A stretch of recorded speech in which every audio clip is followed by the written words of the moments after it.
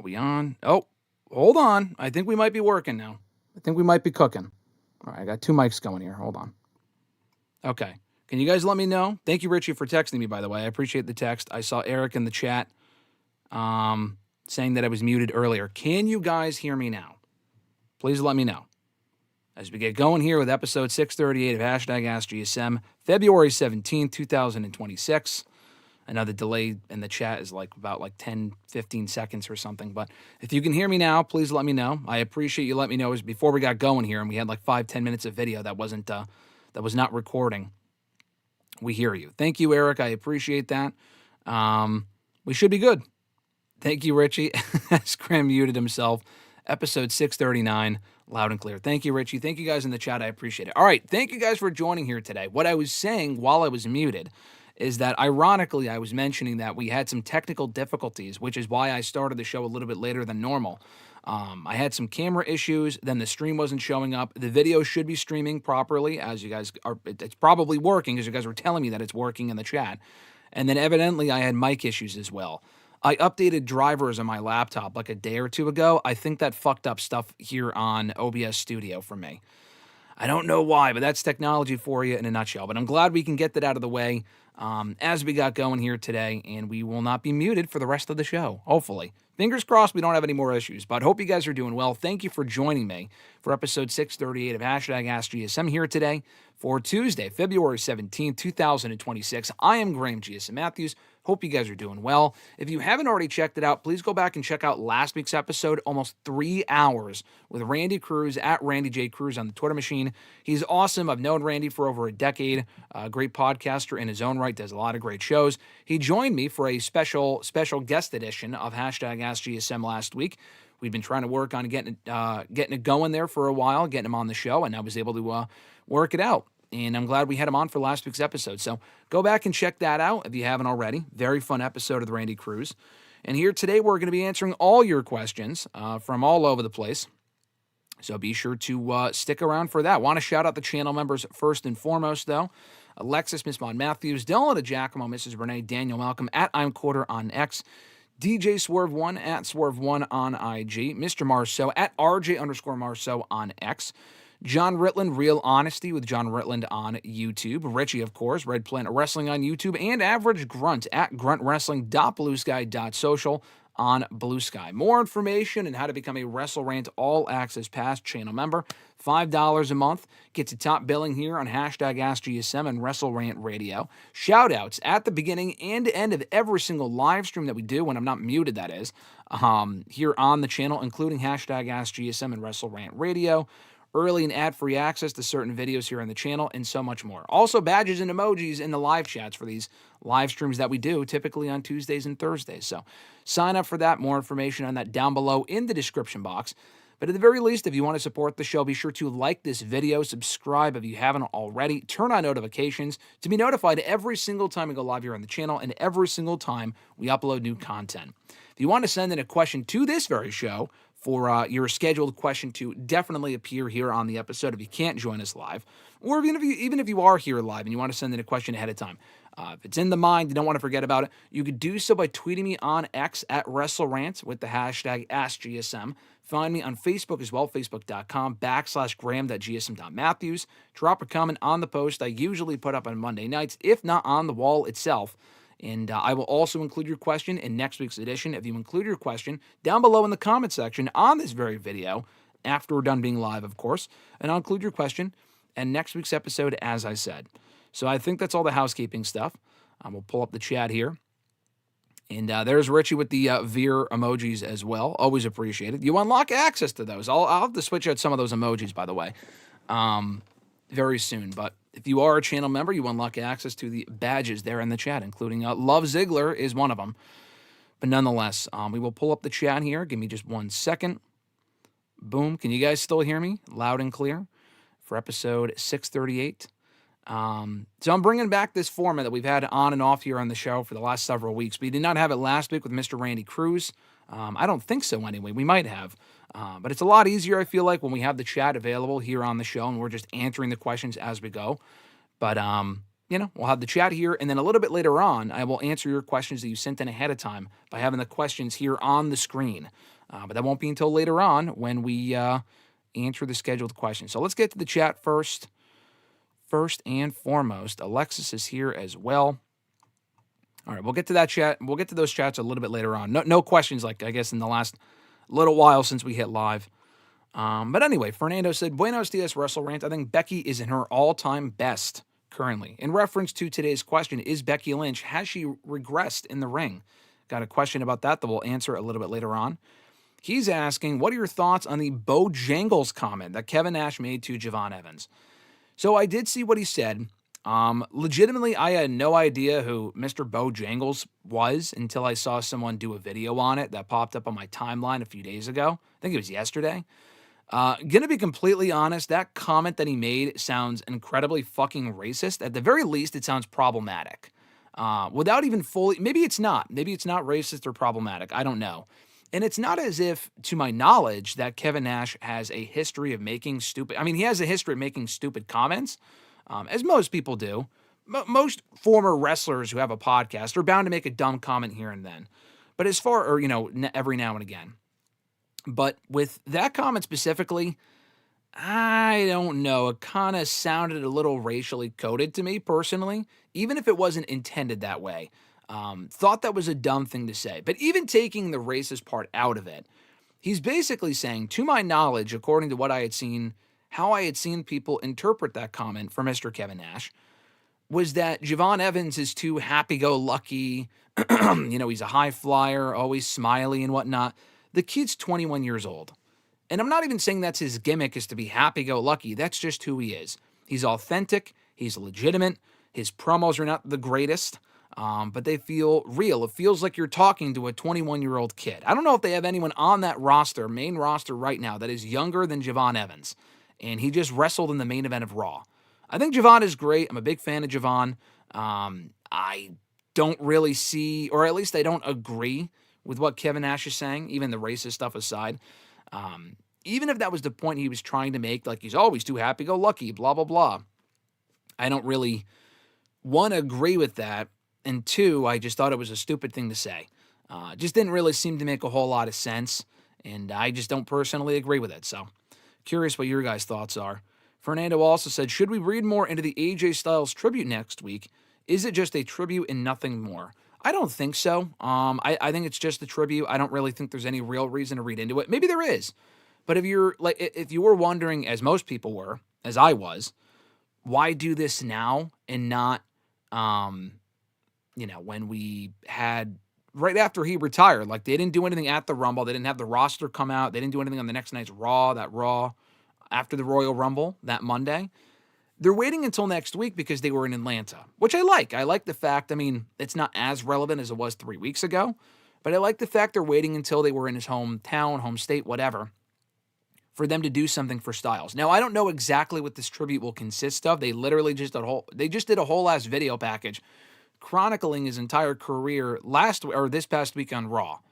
So it would be pretty dumb if all this tribute was just a fucking video package. Will the entire show be a tribute? Will you have familiar faces out there talking about AJ, making appearances? Will he be out there himself? I would have to imagine AJ will be there out there in person. Gunther probably spoiling the party, and that's it. That's really all that I expect it to be. I don't think...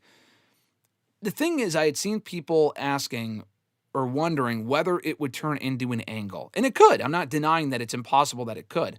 What I'm saying is, what kind of angle could it turn into for AJ specifically? So, I could see Gunther coming out and crashing the party. Maybe Dragon Lee comes to AJ's honor, like we had seen recent weeks on Raw, including this week. That's probably as angle-ish, as much of an angle as we could get out of that segment. Because, what else could this turn into? AJ saying, I'm not actually done. I'll face you in another match, and if I beat you, I'll get my career back. That would just seem stupid to me. For Gunther to retire AJ and then to do another match where AJ gets his career back, only for him to actually retire soon after or later this year, that would just seem dumb.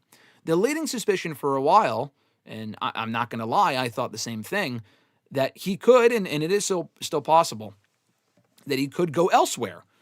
and retire or wrestle in TNA or AEW before calling it a career. That doesn't seem likely based on what they're doing for him next week on Raw. I don't know what his contract status is. I don't know if his contract is up this month, if it was up on the 1st and he resigned under like a Legends deal or an ambassador deal or a fucking producer coaching role. I don't know. I mean, he's going home. We know that. We know he wants to go home and be a father. So if he's going to start any new role with WWE, it would not be on a full-time schedule or a weekly basis anytime soon, I would have to imagine. But yeah, as far as the TNA thing is concerned, why would they shoot an angle for him to wrestle on TNA on Raw? Like, it would be cool if they did. Obviously, they're not gonna shoot an angle for him to say, oh, I'm gonna be all elite, and he'll go to AEW instead. Obviously not. In WWE canon, he will be retired. Even if he wrestles elsewhere, in the WWE universe, he will be done. Canonically, he will be finished. In TNA, although they acknowledge that, they acknowledge the events of TNA and WWE television, maybe, I just see it being a tribute and nothing more. But I guess we'll have to tune in and find out next week. What's in the box, or crate, he also asked. I'm thinking it's a Jericho-related thing. I know that's the hot, topic of conversation right now. That's the leading suspicion, that it would be something Jericho-related. Now, I don't think Jericho himself could be in the box. I mean, that wouldn't really make a whole lot of sense. Why the fuck would he be in a box for like 2 weeks? How is that even possible? Now, could it be like his light-up jacket or like a countdown thing or something? Yeah, I think there's a very decent chance that Jericho pops up at the Chamber. I feel like it will. Inside the box, I don't think it's Jericho himself. Like, this is the gobbledygooker all over again. It screams Bruce Pritchard idea. Like, oh, you get it in a box and you get people excited for the event. It also screams lazy to me, like it's 2026. I'm not going to get my hopes up for whatever's in this box. It's really just to build suspicion and generate excitement and buzz for this pay-per-view, which is fine. I feel like the show itself sells itself on paper to me. But the Chamber has been one of their bigger shows in recent years. They want to build some excitement around it. There's really not a whole lot else to get excited about right now in WWE on either major show heading into WrestleMania. So I get it. I feel like there are better ways to do that than teasing a fucking box opening. Do not open until the Chamber. Okay, whatever. But the Jericho thing is interesting because we've heard no update on his status with AEW. There is, the belief was that he was gone from the company.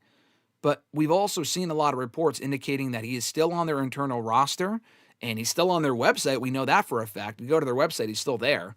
And usually when people's contracts expire, they take them off the website like that. Like Powerhouse Hobbs, the night his contract expired, he was off the website, and that was it for him. And he was gone from the company. I think it was that Saturday. His contract may have expired that Wednesday, but as soon as he dropped the Trios Championships, he was off the website. Jericho has not been on the show in many months. There's really no reason for him to still be on the website if he's not with the company. So I don't know. It's interesting. If it's not Jericho, I legitimately don't know what else it could be. It might be some other, it would probably be something dumb. I see whatever's in the box being stupid, and then Jericho interrupting it for it to be great. Because they're also in Chicago. It's the same city where Jericho debuted in WWE back in '99. So that would make sense, but I don't know. What grade would I give Grand Slam Australia, Fernando asked. Probably a B, B+. I enjoyed the show. I thought it was a lot of fun. I think AEW would benefit from doing more shows like that. I did think last year's was better. And I thought it was a good show. People were calling it a glorified house show. Listen, I don't give a shit. That was more eventful and more enjoyable. I mean, I like Collision. I think Collision most weeks is a fine show, but it's not really must-see or all that important most weeks. That was a very important edition of Collision. It was a mini pay-per-view. It was only 2.5 hours. I actually enjoyed it more than some AEW pay-per-views where it feels like we get a million matches that go fucking half an hour. Every single one. That wasn't the case with the show. Now, some matches went shorter than they probably should have, but it ended up being a fun 2.5 hour special with some quality matches. No titles changing hands, but a good main event. I enjoyed Paige and Andrade. The ladder match was really good. The women's tag match was good. The opener was really good. A lot of good wrestling. No filler. Good crowd in Sydney, Australia. I thoroughly enjoyed the show, so I would probably go B+, even though nothing of significance really happened on the show. No title changes, like I said. They had Lana Cross, I think her name is, make her debut. I don't really know who that is. I know I've seen her pop up on AEW television before, Ring of Honor or whatever, but it's not like she's this major name. Beyond that, it wasn't really all that significant of a show, but it was fun. So I would probably give it a BB+. What era of Becky Lynch do I prefer? I mean, that man period is kind of hard to top. What she's doing now, I think, is great. We'll get to Becky Lynch later, but I think the best version of Becky might be the man. I mean, but this is more sustained. Like, I feel like the man thing kind of peaked at Mania, and then after that, it was kind of stagnant and stale. Like, it was fine. She was still super over, but I feel like her best work came from like October of 2018, November of 2018 through like April. And then after Mania, it was kind of downhill, not like in a significant decline way, but as far as like her best work only came for a few months. Becky has been consistently great now since she's been back in the company for the last year, in my opinion, since Mania last year. So I might even prefer this current version of Becky, but I feel like for the most must-see television version of Becky, it was when she was the man initially, back in 2018, early 2019. Is Jericho working both WWE and AEW fans at this point? Honestly, I think there's a decent chance that he is. Like I said, I feel like there's a good chance that Jericho, I mean, a lot of the times recently, he has not been in the pulse of what fans have wanted, because what he was doing in AEW towards the end there was fucking garbage, and he wasn't like, oh, trying to be one step ahead of the fans. I mean, he tried to be, and it was terrible. With this thing, I mean, he has made many returns to WWE before, but never from any other company. Like, whenever he's come back to WWE, he was always just a free agent or just not around. Now he's coming from AEW. So he might want to keep people on their toes thinking, I'm going to pop up in the first Raw of the year. I'm going to pop up at the Rumble. I'm going to pop up at the Chamber. And then he doesn't. And then he shows up at like the most random time. Maybe at Mania itself. Maybe in the post-WrestleMania Raw. I don't know.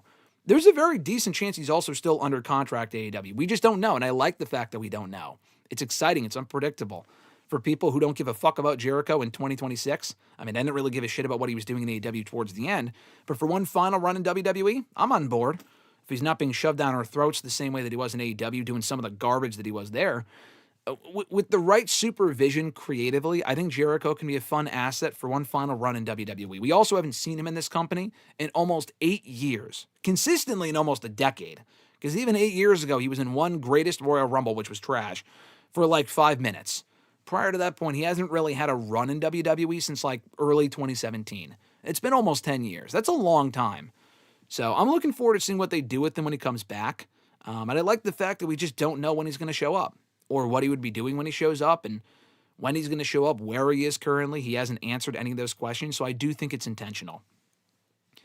Jordan B, what's going on, brother? He said, can't stay, but just wanted to let you know that I had a good time at Raw yesterday. Yeah, Jordan was at Raw on Monday. That's very cool.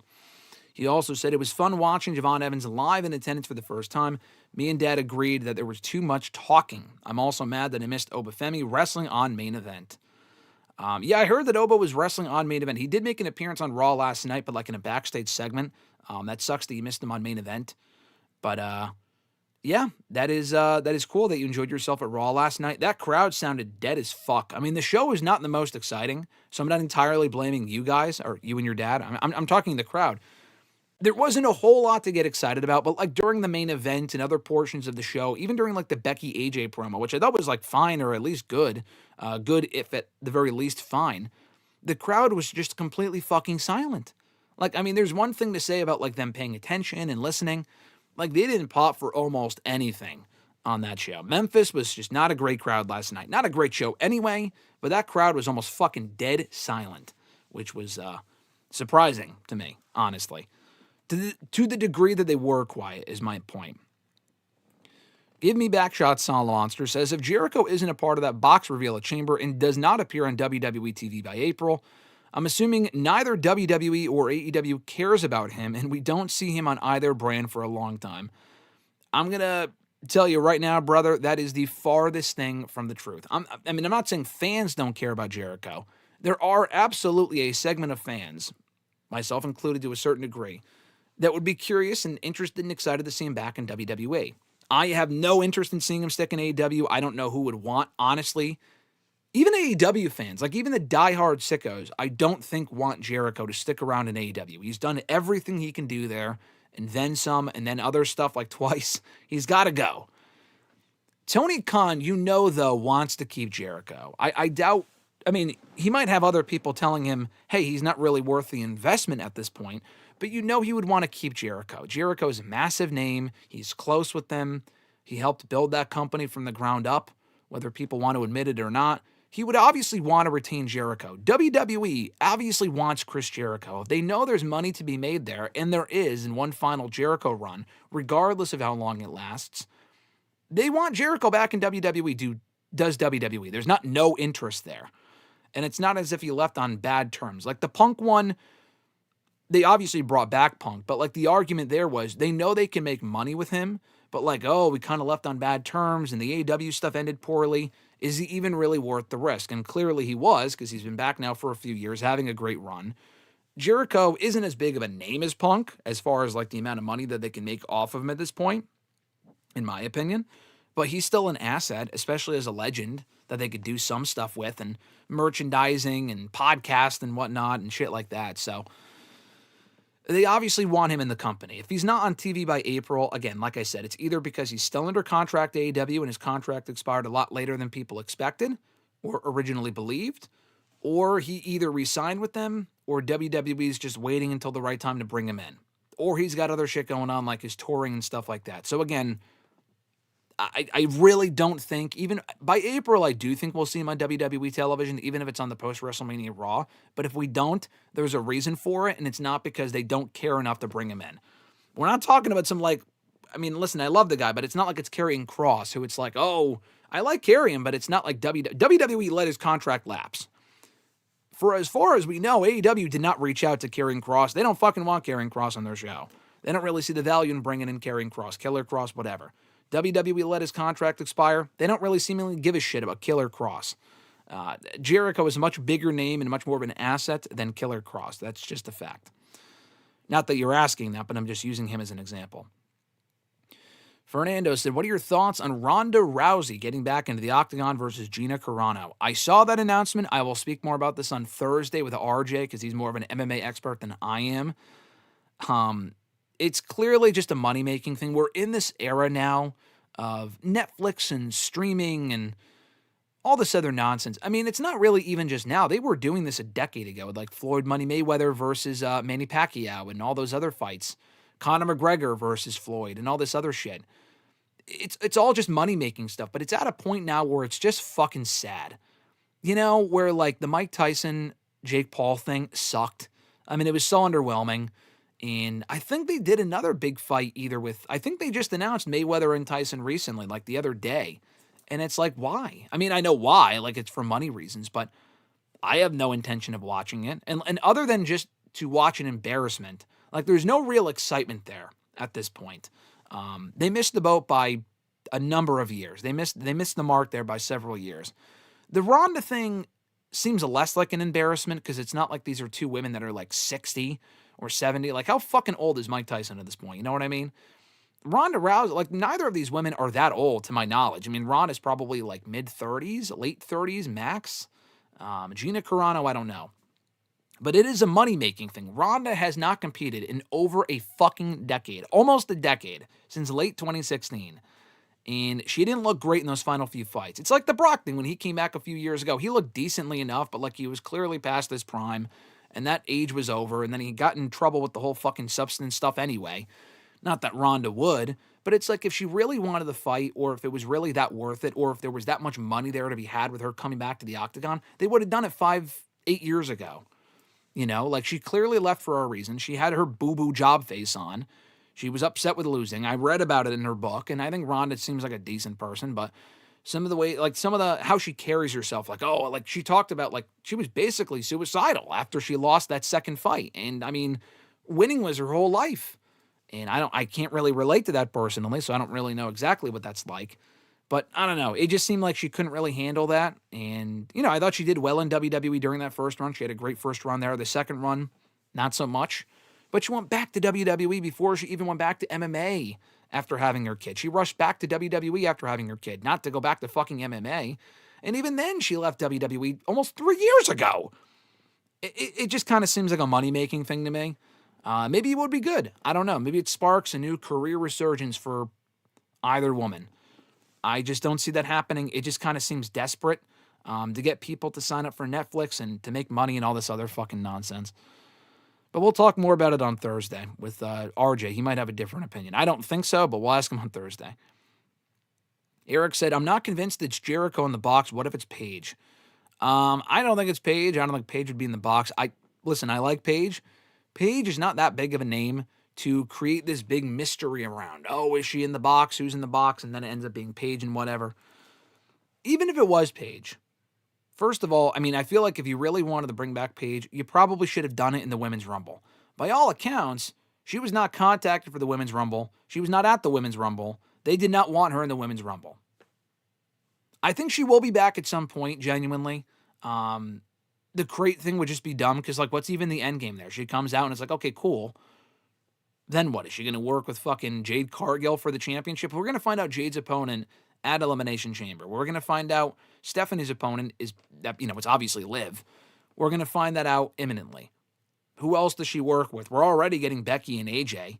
Again, I like Paige, but she's not like this big attraction that you bring back to work with any of your top talent. So it's obviously, I can almost guarantee you it is not Paige. Jericho, to me, would make a whole lot more sense. Let's backtrack a little bit here. Let's see. I see Mr. Marceau in the chat from earlier, from recently. I'll get back to Mr. Marceau in a second. But let's see. Richie said, might I propose a yeet emoji or a Tamatanga? Yeah emoji. I like that. The Jey Uso yeet emoji, maybe. I feel like people might be sick of that, but the Tamatanga yeah emoji, I like that. I do like that. I'll have to look into that. Sammy said, when will we see Chris Jericho return to WWE? I assume it's soon. It might be at the Chamber. I think it could be at the Chamber, which is where he debuted in the first place, back in '99. So we'll see. Alexis, aka Tyreek, exactly. Eric, you keep calling me Grant, Eric. You keep calling me. Who the fuck is Grant? It's not me. I've been called Grant before. That is actually not my name. My name is literally in the description box of every single video that I do. But he said, what did I do to deserve an empty-headed dumb fuck like Love Ziggler? It's a good question. I don't know. Love Ziggler, Tyreek. Who was the other one? Who popped up recently? Bon Quivy we like. We like Bon Quivy. But who was the other idiot that popped up not too long ago? I don't remember. Who was in the chat that someone said, oh, hey, they said, hey, Graham. Hey, RJ. Hey, Trevor. Trevor we don't like. Fuck Trevor. He's a piece of shit. He's an empty-headed dumb fuck who cannot manage a target. Richie said, Becky's on her A game. Sports Illustrated said it. Bleacher Report says it too. Indeed. Hey, listen, I'm saying it. For whatever that's worth, I'm saying it too. Well, yeah, there we go. Richie said, where is Trevor? In the Garbaggio with fucking Tyreek. I like Tyreek, actually. I'm sorry. Love Ziggler. Bojangles goes in the trash. Yeah, the Bojangles comment from Kevin Nash. I want to show you something. I mentioned a couple weeks ago. This is the garbage. That's where the Bojangles comment goes from one Kevin Nash. But Alexis also got me. Let me try to find it here. Hold on. This is going to sound stupid, but she got me as a gift for Valentine's Day. We have an inside joke that stupid questions go in the stupid pile. So we have a garbage here. We can put Trevor in the garbage. We should put a little name on it. Stupid pile for Trevor. And Trevor belongs in the garbage. It's not like Bubba with Charlotte. I don't know what you're talking about, Eric. Richie said, it's actually insane how quickly Javon went from NXT to level up to NXT to now Monday Night Raw. Yeah, literally in less than like 2 years. I mean, he was only fucking 9. If he's 21 now, he was only 19. He may have been 18 when they signed him, but I think he was closer to 19. He got signed, I want to say, in late 2023. They put him on Level Up pretty quickly. They put him on NXT almost soon after, right after Mania in 2024, after Dragunov got called up and all these other people got called up. They needed new people on the roster, so they called up Javon Evans. Carmelo got called up. So they moved Javon to NXT television, which is where he was for the last year and a half. And then he got recently, I mean, he was on the main roster a handful of times last year, too. I mean, he got officially called up within the last few months, but he was already making appearances on Raw, and SmackDown, and on pay-per-views and shit, AAA and whatnot, throughout most of 2025. And now he's on Raw, competing in the main event and winning. I don't think it's long before we see gold around his waist. He did pin Dominic, the Intercontinental Champion, last night. I don't know if that's going to lead to anything coming out of Elimination Chamber. Probably not, but it is worth noting. Eric said, I think it's just Triple H saying we're in a new era. Yeah, we're always in a fucking new era, according to that company. Richie said, WWE hyping an unboxing video for ESPN is hilarious. Yeah, that doesn't surprise me. Given the current state of creative, which is not awful, I have said this before with Mr. Marceau, it is fine. It is okay. It is not terrible. I also don't think the current state of creative is amazing. There are things that I like. There's other things I don't really care about or I just don't really have much of an interest in. But yeah, the fact that they're building up this big unboxing, it's just...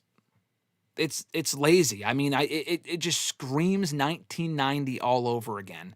And there are some things from those time periods that they would benefit from bringing back. I don't think that's one of them. Like, oh, what's in the box? I don't know. That's such like basic storytelling. Even if it ends up being something cool, like I feel like there are just other ways to arrive at that don't involve playing up this idea of what's in the box. You know, just my personal opinion. My favorite Jericho return, probably the Rumble in 2013. I didn't see that one coming when he came out in number 2 with Ziggler, who was actually the one who took him out. I like the 2012 one when he came out and goes, yeah. I love that one. It pissed me off in the moment because he said nothing, and I was like, what a fucking waste. But it ended up being like genius. Like people were so excited to see him back, but so mad that he didn't say anything, and it was all intentional. So they could keep him as a heel to feud with Punk. I thought that was brilliant, actually. I thought that was brilliant. The 2012 return I really liked. I would probably go with that one, actually, because I thought it was so well done in retrospect. The Rumble one was great. Actually, you know what? I'll give you another answer. When he returned to Raw, this is going to be random, but he returned to Raw in 2014. They were hyping up a big former WWE champion on the show, and it ended up being The Miz. The Miz had also been gone for a few months. And they brought back Miz. And I thought that was cool in and of itself. And then Jericho came out and interrupted The Miz. And again, it's a pretty basic segment, but why it's my favorite Jericho return is because I was there. Jericho had not been on Raw at that point since almost about a year. I think he left at Money in the Bank 2013, came back for the first time in about a year, that June in 2014 on Raw. And I was at that show in Hartford. So that one holds a special place in my heart. He came back in Night of Champions in 2015, which was cool. In 2016, he was back on the first Raw that year. He's made a lot of returns. Obviously, there's the 07 return. I wasn't watching during that period, so I'm not going to say that one, but that's also obviously a great Jericho return. Do I watch the Olympics? Regularly, no. I have kept up with some stuff. I've been talking to people about it, so I know some of what's going on, and I have kept loose tabs on the Olympics. I haven't watched it consistently. I just have other shit to do, but... it is interesting. It is cool to follow. Grunt said, howdy, folks. Grunt, what's going on, brother? He also said, at this point, I would find it funny if after all this time, Jericho re-signs and has his retirement tour in AEW. Yeah, that would be fucking terrible, let's be honest. I know, Grunt, you're a big AEW secco as well. You can't... I can't imagine you would want that to happen. I think we're all doing each other a favor if we just let Jericho go back to WWE. I mean, we would all do ourselves a favor if he just retired. But for one final real run, which is what we know he wants, just let it happen in WWE. AEW, there's nothing really of note there. Nothing of real value that can be accomplished from him staying there and retiring in AEW. Absolutely no thanks. Fernando said, did you hear about the WWE emergency meeting over the weekend? Could TKO make Triple H the scapegoat, not the scrapgoat, for the poor Mania ticket sales? I think they already have.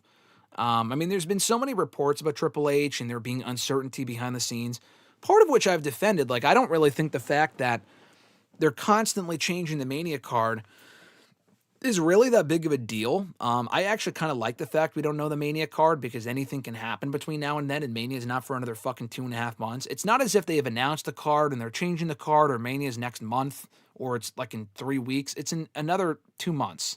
So I think it's completely okay that we don't know the Mania card yet. Now, that being said, there are a lot of things where it kind of feels like they're figuring it out on the fly. To a degree, I think that's smart because you kind of go off what fans might want. Now, like with Brock and LA Knight, I saw that report. Even if it doesn't end up happening, it just sounds incredibly fucking stupid to me, where nothing can be accomplished from that match either. I mean, the creative morale is down from where it was even a year ago, and then especially compared to 2024. So, I mean, the reports aren't really all that surprising. And just based off your comment as far as, like, are they making Triple H the scapegoat? I mean, they definitely are, because who else are they going to blame? Are they going to look themselves in the mirror and say, well, it's also because ticket prices are so low? Ticket prices are so high. They're not going to say that. They're not going to change that. There are other factors, like John Cena retired at Mania last year. I mean, he didn't retire at Mania, but he had his last Mania match before retiring. That was a big attraction for that show. We knew Cena would be at Mania last year. We obviously know he's not going to be Mania this year because he's already fucking retired. AJ won't be there, not that he's a massive draw anyway. Rollins is still hurt. Again, these people aren't significant draws aside from Cena. But they're also going back to Vegas again. Like we talked about this on Mania, about Mania on WrestleRant Radio last week. There's a lot of other financial aspects as well they are not considering here that would make themselves look like the bad guy. I mean, at least they're pointing the finger at the creative, because the creative is part of the problem, but it's not the entire issue. Mr. Marceau said the subject title is slander, as far as Becky regressing in the ring. I will discuss that later. Grunt said, did you see Bischoff's comments and AJ Styles joining AEW, saying there would be no fun there and would only be for the money, meanwhile saying his heart is in TNA? No, I did not see that. Obviously, I disagree with that. I don't think there would be no fun in AEW picking up AJ Styles for a few matches, if only just one match. I mean, that's incredibly dumb to say. There's so many great opponents he could have in AEW. I honestly think it's more exciting that he would wrestle. We've already seen him go back to TNA twice now, which was great. But like him in AEW is something we have never seen, and I've always wanted to see. Even though he's older now, he can obviously still go. I don't think it's going to happen. I'm a lot less sure about that than it was originally when we brought it up a while ago. But yeah, I just disagree. I mean, it's coming from Bischoff, so does it really surprise anyone that he would say that, oh, he should retire in TNA? I mean, the same fucking TNA that Bischoff was running when AJ was there, and they completely underutilized the guy for the almost entire time that Bischoff had a hand in the creative of that company. So, give me a break. Eric said the Fozzy tour ends on the 21st of February. Well, there you go. I mean, maybe it was intentional to hold him off from the Rumble, and they want to wait until after the tour is completely over, because he could have been at the Rumble, but then, like, he may not have been on TV for another month, which would be, like, whatever. Roman came back for the Rumble, fucking won, and then disappeared after that Raw that Monday. They could have done that with Jericho. Maybe they didn't want to. Maybe they can't, because maybe he's still under contract. We just don't know. Mr. Marceau said, hey, Ronda Mania. I severely doubt that the man is on board with Ronda Rousey fighting again, but I will ask you we will have more of a conversation about it on Thursday, Mr. Marceau. Also, the Cavs are coming, and watch out east. Remember that, Mr. Marceau. Let's see. What did you and Alexis do for Valentine's Day? Well, we actually had to go to a funeral that morning, so that was fun. I obviously say sarcastically. But we had to go to a funeral that day, and then we just went out to eat, and we watched The Notebook, because that was on a list of movies that she wants to watch. And, I mean, what better movie to watch on Valentine's Day than The Notebook? So that's what we did. And just hung out, got food, and I got a new phone. I mean, I got the new phone, but I don't have the new phone. I still have my old phone, so for those following that journey, I've had the same phone now for over 6 fucking years, and I've dealt with it for this long, and I just reached the point where I like the storage is, I have no storage. Now it's at the point where I'm not even really getting some messages, so I need a new phone. So we walked over to the AT&T store. We got the phone, but I ordered the phone, and I think it's coming in it should be in today or tomorrow. Definitely this week. So we'll see. Hopefully, so I can pick it up soon and I can have it, and I'm excited. So, yeah, that was our Valentine's Day. A successful day overall. Eric said, plus Jake just made $100 million for the Joshua fight. Gina is 43. Well, there you go. I mean, she's definitely older than Ronda. Yeah, I mean, RJ just said, cough, cough, money grab. Yeah, exactly. It's clearly a money grab. That's all this shit ever is with those type of fights. Now we're seeing more of them. They were doing them they've been doing them for a while now with like the, Mayweather-Pacquiao fight and McGregor and Mayweather or whatever the fuck that was. And some of them are good. Some of them are entertaining. None of these fights or whatever you want to call them, special attractions, can ever live up truly to the lofty hype that they are given. They just won't. The build is always better than the fight itself. And that's not necessarily the case That doesn't have to be the case, but with the people they're putting in these fights, fucking Mike Tyson. I mean, all of these people, most of these people are past their prime. Jake Paul is not a real boxer, so it just ends up being like a massive disappointment. And at this point, we should just expect that and not be a part of the problem and then sign up for it. I did watch the Jake Paul Mike Tyson fight. Whatever fights he's done since then or will continue to have, I will not give a shit about and will not buy into the bullshit. Not that I thought that fight would be great anyway, but the whole world was watching it as a collective world. We should probably stop watching this shit and not give them our money. But people will inevitably do that because they think it's going to be some great fight. Or if you want to watch it because we know it's going to be bad, that's one thing. But if you're actually excited for this stuff, you got to temper your expectations, to put it generously. Maybe Tyreek or Trevor's in the box. Very possible. Tyreek just pops up randomly here on the stream, so I don't think Tyreek is in the box. If Tyreek pops up between now and Chamber, clearly he has an internet connection in that box. I'm going to go off on a limb and say that it's Trevor. Grant versus Trevor. That's the Mania match we didn't know that we needed, Richie. Is Trick Williams an upgrade to LA Knight? Yeah, I could see the similarities. He's not really an upgrade. He's a fucking younger version of LA Knight, probably by about 10 years. But, I mean, LA Knight is still incredibly over. I mean, I don't even really know who you would compare Trick Williams to. I mean, he's a lot closer to LA Knight on the current roster. I mean, they're also probably of equal value in the ring as well. Like, neither guy will never be mistaken for being this in-ring, spectacle, this amazing mat technician. Neither Trick nor LA Knight, but they can get the crowd invested in their promos. They're great talkers. They're very charismatic. So, yeah, I mean, I guess I could see the similarities there. I wouldn't say upgrade, though. The only reason I would say an upgrade is because he's younger. That's really about it. So he has more of an upside because he could be there longer. He needs a fresher face. Grunt said, on the topic of low WrestleMania ticket sales, people outside of the U.S. not wanting to enter the country at the moment has to be a factor. Yeah, that wasn't really something I considered personally, but that is surely a factor. For many reasons. I mean, I mentioned this. I mean, the country's a fucking dumpster fire right now. So, I mean, if that's what you're alluding to, that's definitely a factor. But, I mean, it also just goes back to what I was saying earlier about how expensive not only the tickets are, but just the travel.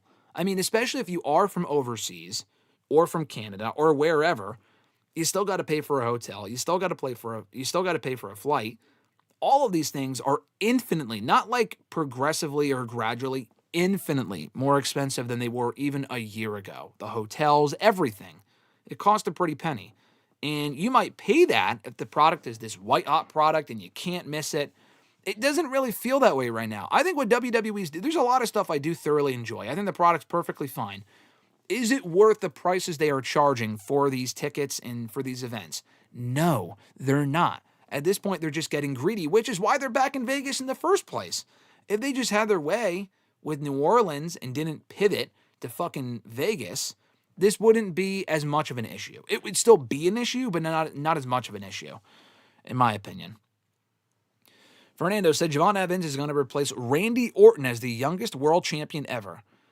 He could. I mean, Orton became the youngest WWE world champion at 24.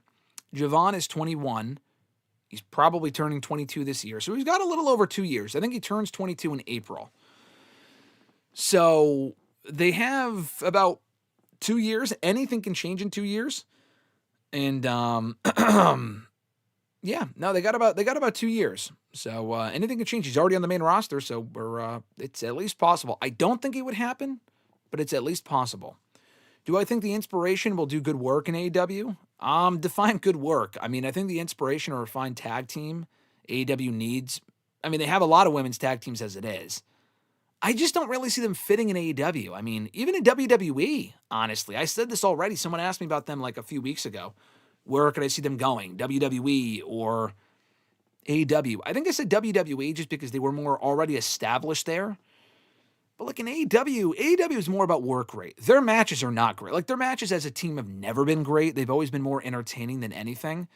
But like really ever since they hit the main roster, they've just largely been intolerable. In TNA, they were fun. I thought they had a good run in TNA both times. They were fine. They worked as baby faces this most recent stint. That was fine. In AEW, I mean, they need more women's teams to fight for those tag titles. They just debuted. I like the focus on the tag titles. They've booked the division very well so far. it doesn't and probably shouldn't be a long-term thing. I see no long-term value in having fucking Billie Kay on your roster. Peyton Royce, I thought there was something there with her 6 or 7 years ago. 6, 7. In 2026, with the amount of women they already have that they're not doing much with, I don't really see much of a future for her either. So I don't know. It just kind of feels like as a team they've hit their ceiling. And in AEW, like it's a nice change of pace for them. It's something different, but I don't really see it being worth the investment. Like once they inevitably win the tag titles, after that, if they win the tag titles, which is the only reason why you would bring them in, really, then what do you do with them after that? You know, at least with all these other teams like Willow and Harley, you obviously still have Willow as the TBS champion.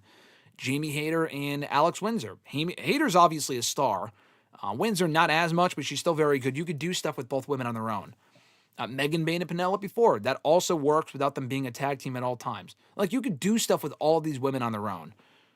Billie Kay and Peyton Royce in 2026? Yeah, probably not. But I think it's cool that they're there. It's something different, so we'll see what happens. I don't even know if they're going to sign full-time contracts. We just don't know yet. We haven't gotten the all-elite graphic yet, as far as I know. Yeah, Eric said, I thought it was Grant. I'm so sorry, Graham. It's okay. I kid. I've been called much differently over the years. So you calling me Grant, I've been called the most random of names. So it's no issue at all. Noob, what's going on, brother? He says, hello, Graham. How you doing today? I'm doing well. Thank you, Noob. Hope you're doing well on this fine Tuesday. Fernando said himself, as a sicko, I don't want Jericho back in AEW. Well, there you go. Not that Fernando speaks for all the sickos, but I think how he feels is indicative of most AEW fans. I just can't. I have not seen a single fucking person, not that I have talked to every AEW fan. I just can't imagine there are maybe one or two. I can't imagine there are more than a handful of people that are diehard AEW fans that have enjoyed almost anything Jericho has done for the last 2 or 3 years that would want him to stay in AEW. Like, genuinely, find me those people that really want him to stay. I can guarantee you, at the very least, it is not the majority. Eric said he thinks Crosby stays in Vegas. I have no idea what that means. RJ said yes. Fuck you, RJ. He said, no chance Grant knows who Max Crosby is. Yes, I'm calling me Grant, and yes, on not knowing who Max Crosby is. I have no idea. Not a single clue. RJ is better to answer those sort of questions. Fernando said AJ Styles would be tarnishing his legacy if he signs with AEW. If you ask Ricochet, he might, right? I mean, he was more of an anti-WWE guy, but if you ask Eric Bischoff, he would probably say that. Fernando said, where do you rank The Notebook in all-time relationship movie lists? It's a good question. My first thought after watching it, first of all, I enjoyed it. Second of all, there was a lot about it, like storyline-wise, that didn't make sense, but it's a movie, so I get it, whatever. But third of all, I just didn't, I could see why people see that as like the greatest. I think a lot of people would say that one. That is like the go-to answer and has been for as long as I remember. Like, people have been talking about that movie for the last 2 decades since it came out. It came out in 2004, over 20 years ago. And it still gets talked about to this day as being like the definitive relationship movie. I can see it. It's a little too cheesy for me. It kind of creates the blueprint. To me, it's not the best. If you're asking me, it would probably be towards the top for a lot of people. To me, it's not the best. I don't know what that answer would be. I can't sit here and say I've seen every relationship movie. We did watch, Alexis and I both. We watched Silver Linings Playbook with Jennifer Lawrence, and I forgot the other person. Was that Ryan Gosling too? I don't remember. We watched that about 5 years ago. That was good.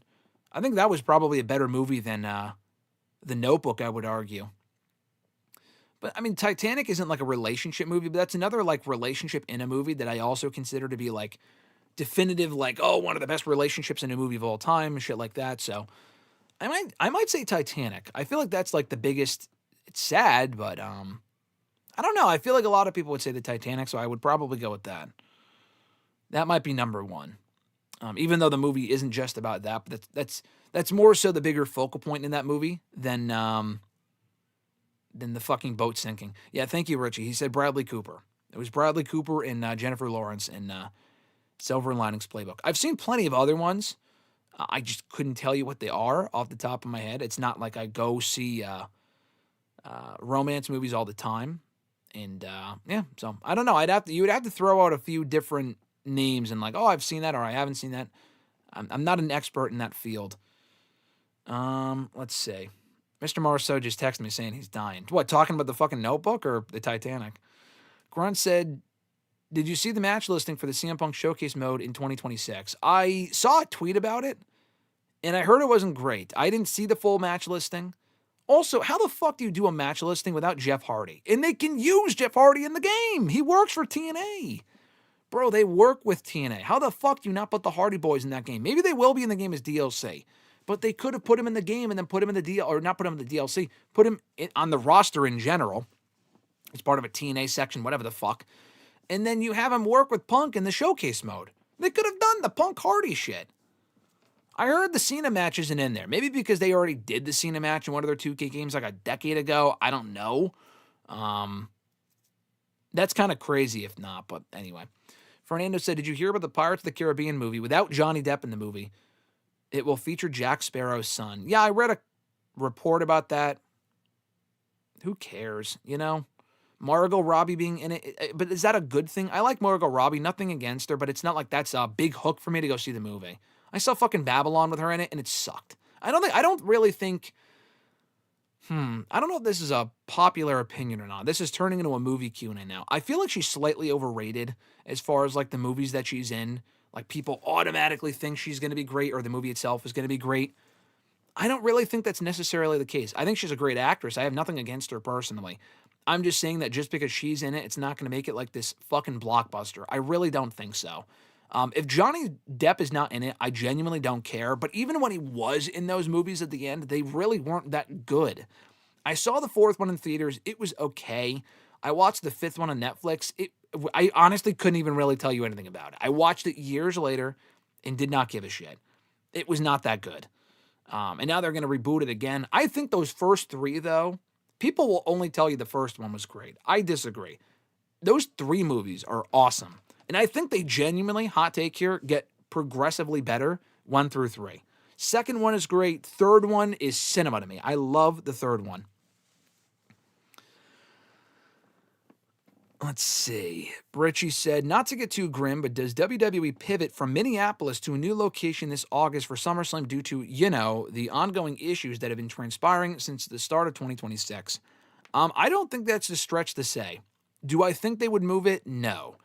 If that's an internal conversation, then they might be thinking, well, we'll just wait until closer to August and we'll change it if we have to.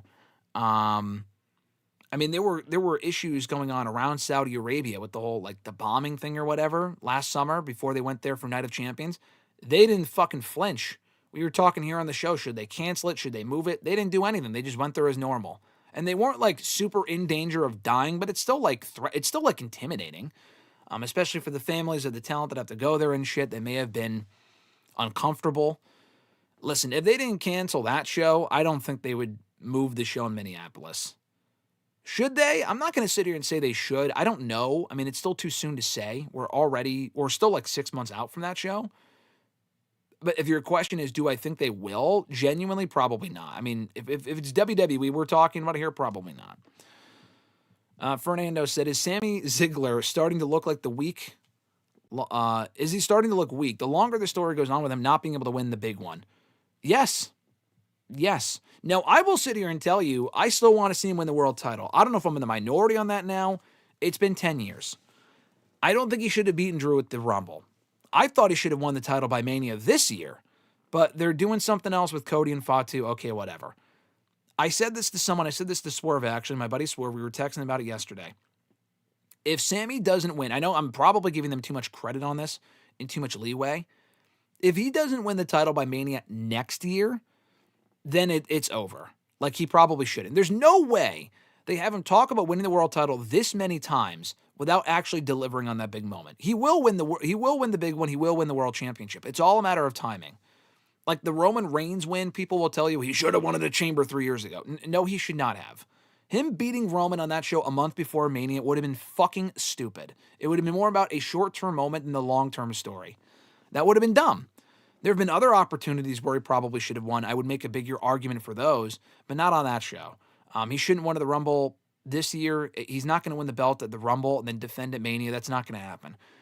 I think he could win the Rumble next year and then win it at WrestleMania, win the title at Mania. If he doesn't win it there in Saudi next year, it might be over. And I'm not just saying just because, it's, a year from now and whatever. No, I'm not saying any random date. I'm saying Mania next year because they're in Saudi next year for Mania. They could run back him and Drew or whatever. I mean, he's never beaten Drew, so I feel like the story is there to tell with those two. But they're also going to be in Saudi. He's beloved in Saudi. I feel like that would make the most sense. But anything can change between now and then, so it's hard to kind of set that in stone a year in advance. Grunt said if Jericho does resign, he should say the number of dates he has left like Cena did. That way, if it goes south, we'll all at least know it'll eventually end, and we'll have something to look forward to. Well, you can't do the exact same thing that Cena did, but I know what you're saying. We know it will end. It's just more a matter of, will Jericho be around for a couple of months? Will he be around for the year? Will he be around for 3 years? I don't know. Richie's also a fan of Silver Linings Playbook. Yeah, we thought the movie was good. I thought it was a really good movie when we watched it a few years back. He said, Blue Valentine is the most depressing romance film I've ever seen, but very good overall. Ryan Gosling is really good in it as Michelle Williams. I've never heard of that. Might have to watch that. I like Ryan Gosling, though. I think he's a great actor. I do enjoy Ryan Gosling. Richie said, 2K better give us the DLC for Showcase Mode like they did in 2K15 with the Hall of Pain and other additions. That would make sense. I hope they do. You mean 2K25 or 2K15? Either way, I mean, yeah, they got a DLC for... I don't even know if I'm getting the game, to be honest with you.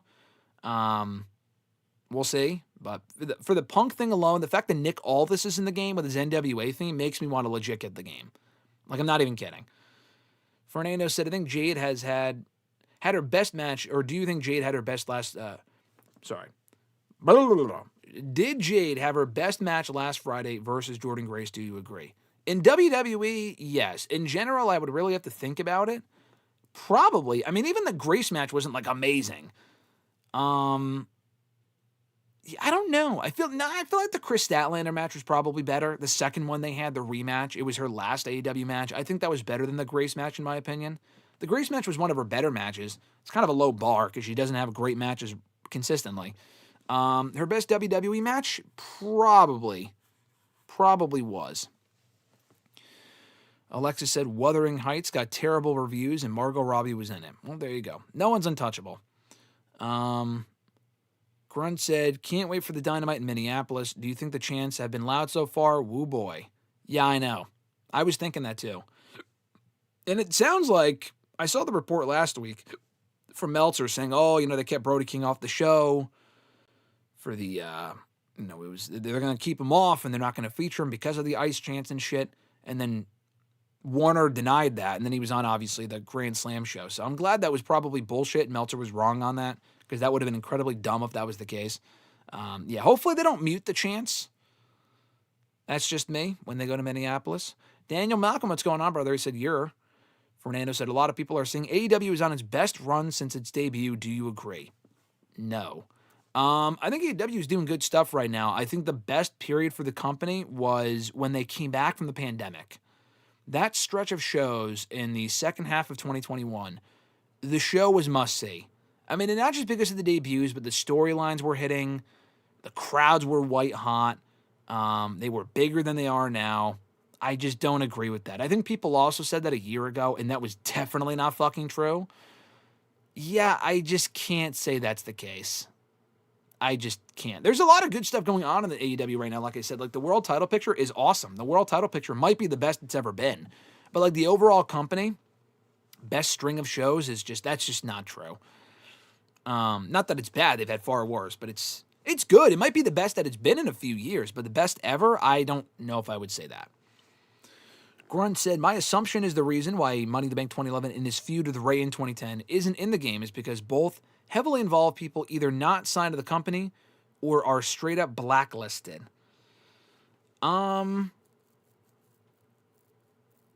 Okay, so you're talking for Money in the Bank 2011, who would be involved? What, John Laurinaitis or Vince? Yeah, maybe. I feel like that would just be stupid, though, still. If they weren't in the game because Vince and... I mean, you could include stuff from those...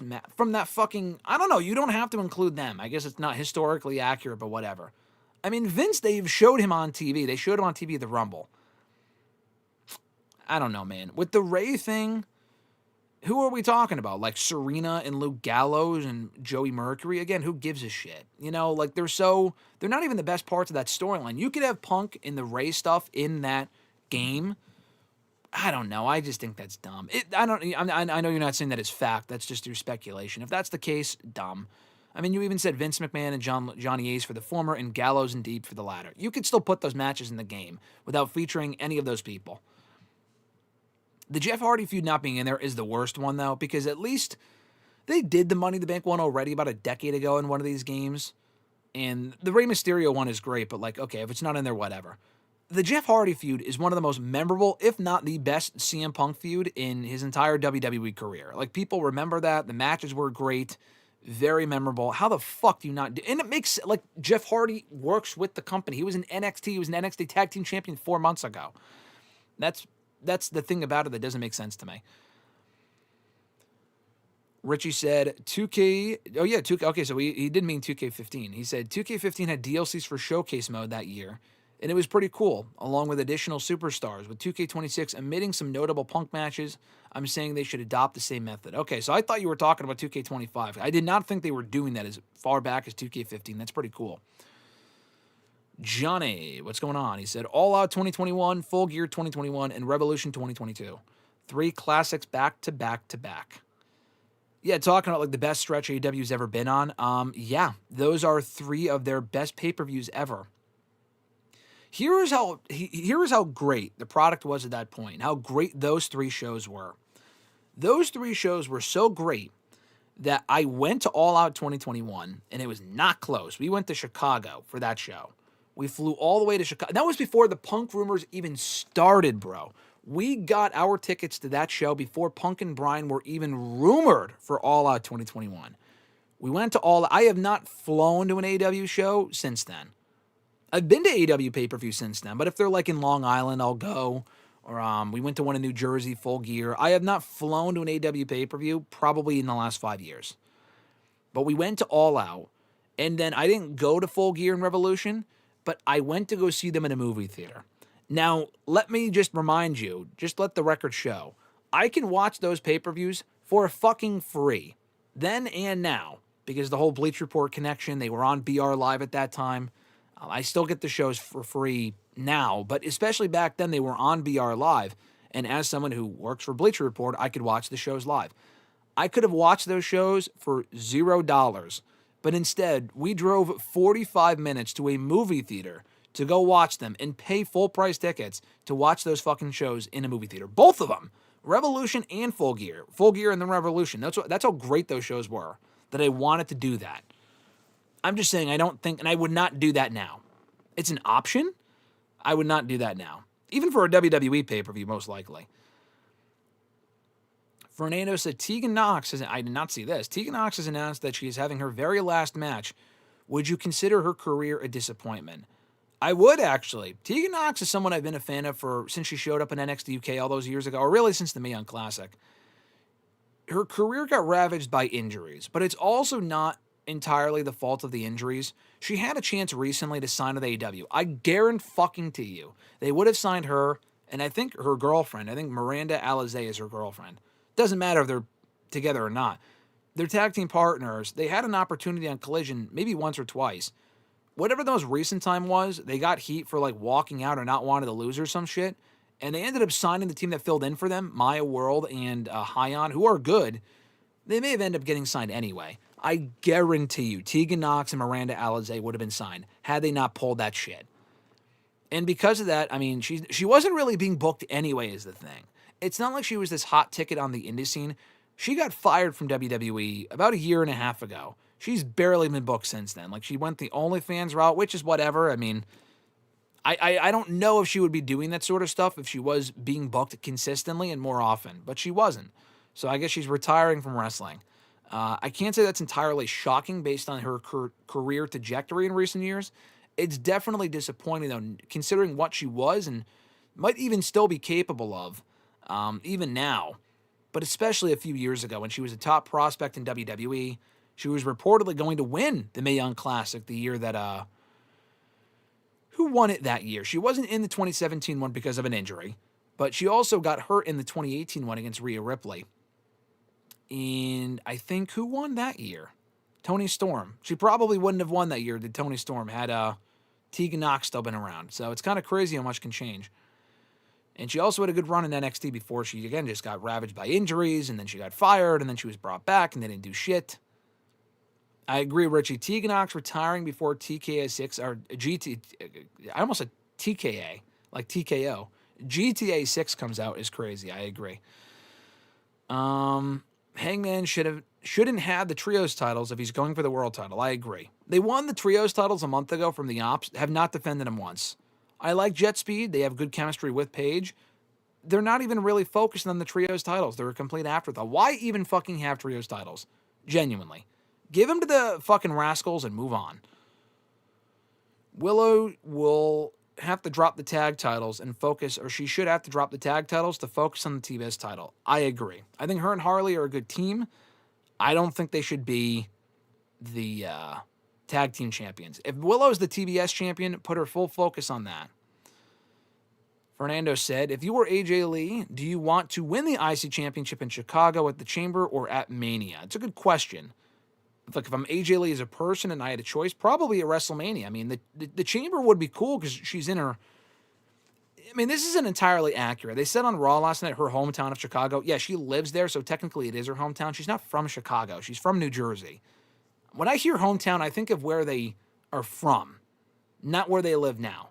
That is her hometown now. That's where she calls home now. That's not where she's from. But anyway, I would say Mania. You would want to win it at Mania because you get that Mania moment. It's in front of a lot more fans. If I'm AJ Lee, I would want to win it at Mania, and I think that's probably where they're going with this. The problem there, though, is if she's not full-time, then does she defend it after Mania? Does she lose it right after? I don't know. Grunt said, even Matt Hardy's office stable that was apparently a thing in 2021, ? Saw a listing of the matches for Dynamite post-Punk's debut, and I can't say it looked appealing to me in the least. I disagree. Those shows were just way hotter. The shows now, they have better matches, you can argue, from week to week. They had way better, just the promos felt more authentic at that point. The stuff that Punk was involved in was must-see. The world title scene was must-see. It's must-see now. But they did a lot of great stuff in the women's division at that point, too. It wasn't... I don't know. I mean, Mercedes is doing great work. Now, she's not around at the moment, but... It was all about the vibe. AEW now doesn't really have that same vibe. Like, restore the feeling. There's no fucking feeling there. It's just not as interesting. The shows... I do not watch Dynamite live, and I have not watched Dynamite live consistently in years. Because I really, most of the time, do not miss anything. Last week's show was eventful, I will give you that. Last week's show was very good. Now that the shows are bad, like I said, they're just not must-see. There was a different vibe. Like, here's a great example. I am not an Attitude Era fan. I really don't care about a lot of the shit they were doing in the Attitude Era. You look at the listing of matches and promos and shit, like, just on paper, the Attitude Era shows are not appealing. But it was a different vibe. It was a must-see vibe every week. Not that AEW was the Attitude Era in 2021, but it had that same vibe where it's like, I can't miss a show. You don't know what's going to happen. You don't know where they're going. You don't know what big matches they might deliver. They're doing big matches now. Again, I don't want to shit on the current product. I think the current product is fine. I think it's enjoyable. I think it's good. But yeah, Matt Hardy's office stable is one aspect of AEW in 2021. You also got Cody Rhodes' Nightmare Factory shit that also fucking sucked. But for every Matt Hardy office stable and for every Nightmare Factory, there's a lot of stuff that is just as bad, if not worse. The Death Riders are fucking terrible. They're not as bad now. I know you'll fight this tooth and nail, Grunt, that they're not as bad now as they were a year ago. I agree with that. I still could not give a shit about Marina Shafir being on the show every week. Wheeler Yuta being on the show every week. I mean, the tag team division was better back then. I mean, it's just, you can't argue with me on this. Yeah, I mean, some of the matches they were doing back then were not the best, but it's not like the matches they're doing now are that much better. It just felt like they had more of a vision for what they wanted back then, And also, it's a different vibe because WWE at that point was just unbearable. Like, it was terrible. And WWE isn't, like, white hot right now either, but at least the shows are comparable to Dynamite's quality. There are weeks where Dynamite's better. There's weeks where Raw is better. Sometimes SmackDown is better. Not often. Back then, it was Dynamite every single week.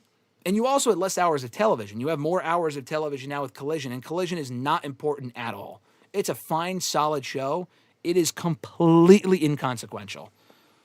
So it was just a different time. Their pay-per-views felt more must-see. They were shorter pay-per-views. They were arguably better pay-per-views. They had a tighter roster. At this point, there's so many people that we're just not seeing on the show because they have a bigger roster. WWE is the same way. They're suffering from the same issue. Johnny said, Tegan told the promoter, losing don't work for me, brother. Yeah, basically. Grunt said Del Rio forgot he was involved as well. Oh, and the Punk stuff in 2011? Again, you wouldn't have to put that in a 2K game. What, just to shoot him getting fucking, or like cashing in on Punk? They're not doing a showcase mode on Punk's Summer of Punk. I would understand what you're saying. Like, oh, you can't do that entire period. It would just be the Cena match. It would just be the Cena match for Money in the Bank. It's not like Cena's on the skids with the company. All you have to book is that match, and it's not that big of a deal. I would love to know their reasoning for not including that, though. Fernando said, scrap the trios titles. I agree. The trios titles are just so fucking pointless. Making them mixed gendered, Grunt says, yeah, that would make them more interesting. The intergender stuff, I really don't care about. I know we got an intergender match at Grand Slam Australia. I just don't think intergender wrestling in these major companies really works. Like, what, Tony Storm in there with fucking Hangman Page? It's just stupid. That's dumb. And I would say the same thing about WWE. If this was a Lucha Underground, different vibe. And even then, some of the intergender stuff they were doing was stupid. Fucking Sexy Star beating Penta was awful. That was awful 10 years ago. No, I would scrap the trio. That would make it different at the very least if they were mixed gendered. But it's still not appealing. I just don't really see that working. Do I like the faction Bane and Penelope do I like the faction that Megan Bane and Penelope Ford are starting to form? It's fine. I think Bane and Penelope as a team are good. Lana Cross, I know nothing about her, so I can't really say I care that she's being added to that group or will be aligned with them. Maybe, I don't know, maybe it'll end up being great. I don't know. I don't really care, but you know, I think at least Bane and Ford on paper are good. I think they work very well together. I think Britt Baker will return next. She could. She's been gone for so fucking long, for at least a year and a half. At this point, like, it's just hard to care. She's been gone for so long. They have way more women in AEW that are better than she is. Even in WWE, the only reason I'd be interested to see her in WWE is because it's something different for her. In AEW, like, they didn't even finish the thing with her and Jamie Hayter. Like, they completely moved away from it and never acknowledged it again. That at least would make sense. Like, storyline-wise, that would make sense. And I don't know if they had a falling out or whatever, but they never went back to it, which is really weird. It was never explained why either. Nathaniel, what's going on, brother? He said, hi, Grant. Guess what AEW is expecting Adam Copeland to return at or by Double or Nothing? Well, I would fucking hope so. He's been gone since September. He's not, I can guarantee you he's not filming the Percy Jackson show for 6 months. There's no way. There's no way he's been filming this entire time. They just don't have anything for him, or they're waiting to bring him back. It's a complete waste of time. He really should have been back by now. Like, is AEW really getting whatever they're paying Adam Copeland? Are they really making that money back? He's barely been around. He debuted 2.5 years ago. He's barely been around. He got fucking hurt for almost a year, and now he's been off the show for 6 months. I'm not saying he needs to be there every week, but it's like, it's just not consistent. I mean, I would fucking hope they're back by then. That would by May, they would be gone for 8 months. That's ridiculous, man. Codyverse or the Death Riders? What's worse? The Codyverse. The Codyverse was worse. The Death... You know what, actually? I'm going to take that back. The Death Riders now are currently better than the Codyverse. The Death Riders in the world title picture were worse than the Codyverse because the Codyverse was so bad. But the Death Riders were in the main event picture for like 6 or 7 months. Probably longer. It dragged down the entire product. The Codyverse was just like its own separate section of the show. It was bad, but at least it was in like the mid-card, undercard. It wasn't main eventing anything. So I would probably say that the Death Riders last year were worse. If we were going by currently, the Death Riders are better than the Codyverse stuff was.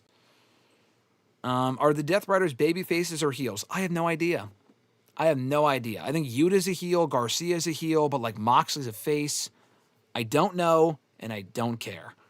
Oh, the matches are good. Okay, every other match on the show is fucking good. I don't care. Grand Slam was the first Collision I've seen in a long time.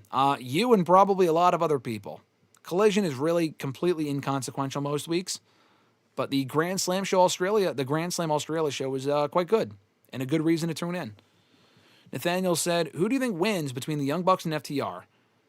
I'm going to say FTR because I would assume FTR defends against Adam Copeland and Christian Cage when they come back, so probably FTR.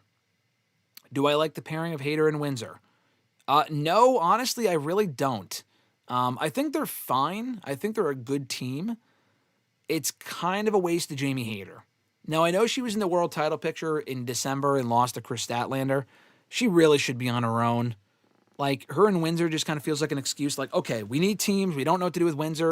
Put her with Hayter. The Brawling Birds also is a dumbass name. They came out last week to crickets. It was kind of embarrassing. So, no, I don't. I think they're a fine team.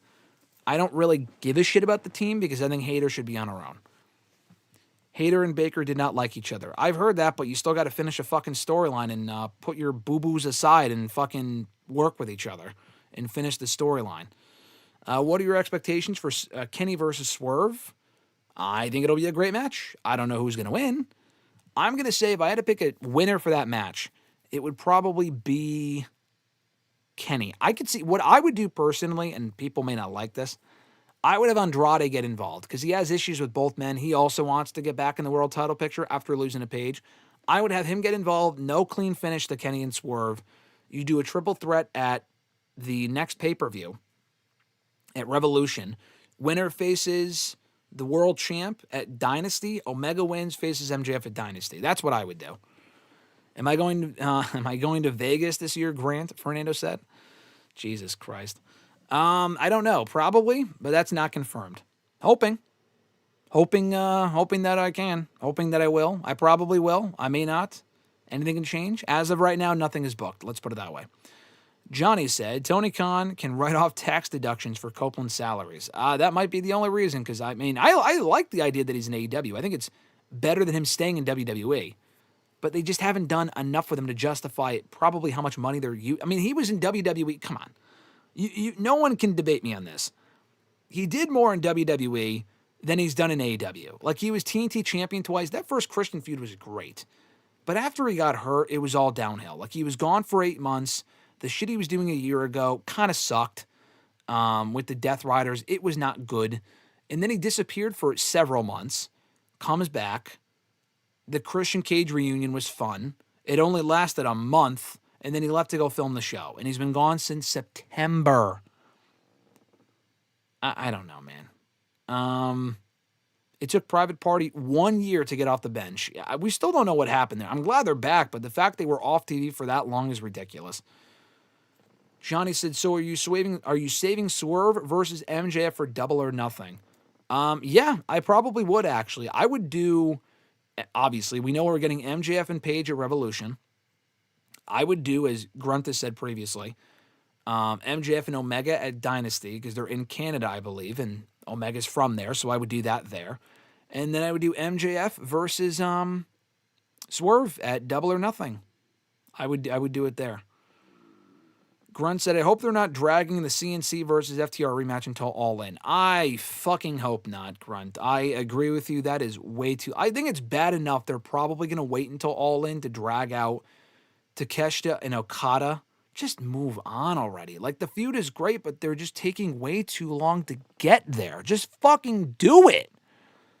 That's just ridiculous. But I agree with that as well. Waiting until then to do that rematch would be stupid. By that point, you could do CNC versus the Young Bucks. CNC versus FTR should be over by then. I'm not convinced that it will be, but it should be. Grunt said, I would save Swerve versus MJF for Double or Nothing, yeah, unless Omega beats him at Dynasty. Well, there you go. I agree. Completely agree with that. Nathaniel said, what's the AEW pay-per-view after Double or Nothing? Because Copeland might return by then. Nathaniel, again, he should be back by fucking Double or Nothing. He should be back by tomorrow. But I don't think he will be. The pay-per-view after that would probably be All In. I don't think they have a pay-per-view in June. I think it's Double or Nothing. They have done Forbidden Door in June before. They didn't do it in June last year. They did All In July last year, and then in August they did Forbidden Door. I think those probably will stay the same, but I don't know for a fact. Johnny said, I don't care for the Okada-Kanosuke feud. I think it's great, but it's just been so start and stop, it's kind of hard to care at this point. Fernando said, I think Christian went through a medical procedure on his knee a little while back. I have not heard that. I thought they just took him off the show because, Copeland's not there. Nick Wayne's not there. He's been hurt for fucking forever. Maybe he did. I don't know. I don't know if they're waiting for him. We have no idea.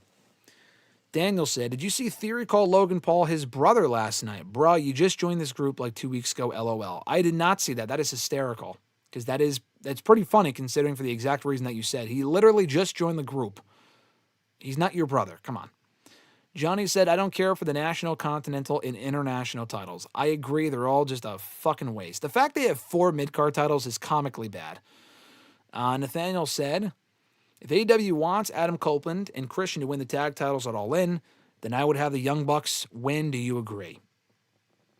What, beat FTR for the belts? Sure. I don't really care. I really don't. It doesn't matter to me. The Bucks were just champions like a year ago. I think FTR is a better team. I would keep the belts on FTR. The FTR literally attacked Copeland and Christian when we last saw Copeland and Christian. So I think if Copeland and Christian were to win the tag titles, it probably should be from them and not the Bucks. What do I think is next for champ in AEW? I think he's probably going to continue chasing the TNT title, or at least I hope so. His reign ended after like a week and a half, which is stupid. He's got to get the belt back. They're kind of devaluing the TNT title at this point, but okay, whatever. Not that it hasn't been devalued before. I would have him stay in that chase and eventually get the belt back, because if he doesn't, I don't know what else you do with him right now. Omega will not be a Revolution because of the Capcorn Cup, apparently. Yeah, isn't that like whatever they're doing in Japan or something? I did hear about that. If that's true, first of all, stupid. Second of all, he won't be on that show. So maybe they do Swerve and Andrade again. That's why they're doing Swerve and Omega this early. I don't know. Ciampa going for the international title, or just the national title next. Him and Ricochet? I guess. Sure, okay, why not? Daniel said, yeah, he was screaming at the top of his lungs to Pierce. How could you do that to my brother Logan Paul? It was odd. Yeah, no, I must not have been paying attention. I did not hear that. That's pretty stupid. Fernando said, did I see the video footage of Seth Rollins and MJF interacting with each other very positively? Yeah, I think Bleach Report actually posted that. That was they were the account that posted it. Yeah, that was at Radio Row for the Super Bowl. That's where that interaction took place. And cool. I know MJF is a big fan of his work. I can guarantee you Rollins is a fan of MJF's work. And I'm sure they're just waiting for the day they can work together inevitably in WWE. I don't think Rollins ever leaves WWE. So that feud will have to happen in WWE. And it feels pretty likely it will happen at some point. Happy belated Rusev Day, by the way. Yeah, Daniel was the one who pointed out to me over text last night that Rusev was wearing that Rusev Day shirt. I saw him wearing that jean jacket, and I'm like, he looks fucking odd in that jean jacket. It just looks abnormal. And I think it was because they wanted to cover up the Rusev Day shirt, but also show it off a little bit. I'm like, oh, okay, that's interesting. What else is Rusev going to do at this point than just do Rusev Day? I know they're teasing a match with Obafemi. Okay, cool, do that. But then after that, just turn the guy babyface. Because the heel thing with the music he has and all this other shit without Lana, it's just not interesting. Fernando said, is WWE a good fit for David Finlay? Here's the thing. I think he's a good fit in either company. From what I've seen of David Finlay, I think the guy is really good. He kind of reminds me of Jay White. And I'm not just saying that because the Bullet Club, ties and whatnot. The issue is with David Finlay. If he goes to either company right now, doesn't matter the roster, doesn't matter the brand, he will be lost in the shuffle. he is not a can't-miss prospect. David Finlay is very good, but he is not like the next AJ Styles. He's not even like the next Jay White. He can maybe get there eventually, from what I've seen of him, but he's not that must-see now. People I've seen say, oh, don't put him in NXT, he's got to go right to the main roster. Are you fucking kidding me? David Finlay going straight to the main roster? To do what? To do what? He would be Kit Wilson on Monday Night Raw. If he even sniffed television time, he would have to go to NXT first. I don't think the state of NXT is all that white hot right now. I agree. But he'd have a higher ceiling on it. I mean, I think Powerhouse Hobbs, you can make the case for being on the main roster. He's been around longer. He's more established. He also is kind of what WWE looks for in their talent. Bigger guy, experienced. David Finlay is experienced, not as experienced as Hobbs is on a major level. Not as big of a name. He'd be lost in the shuffle in 2 fucking seconds. I would put him in NXT. Now, if he were to go to AEW, that's also fine. To do what, though? Like, they brought in Ace Austin and put him in Bang Bang Gang. We've barely seen the guy. Like, you could put him in a group with, like, the Jay Whites and the Juice Robinsons and the Guns and do Bang Bang Gang and Bullet Club Elite, whatever the fuck you want to call him.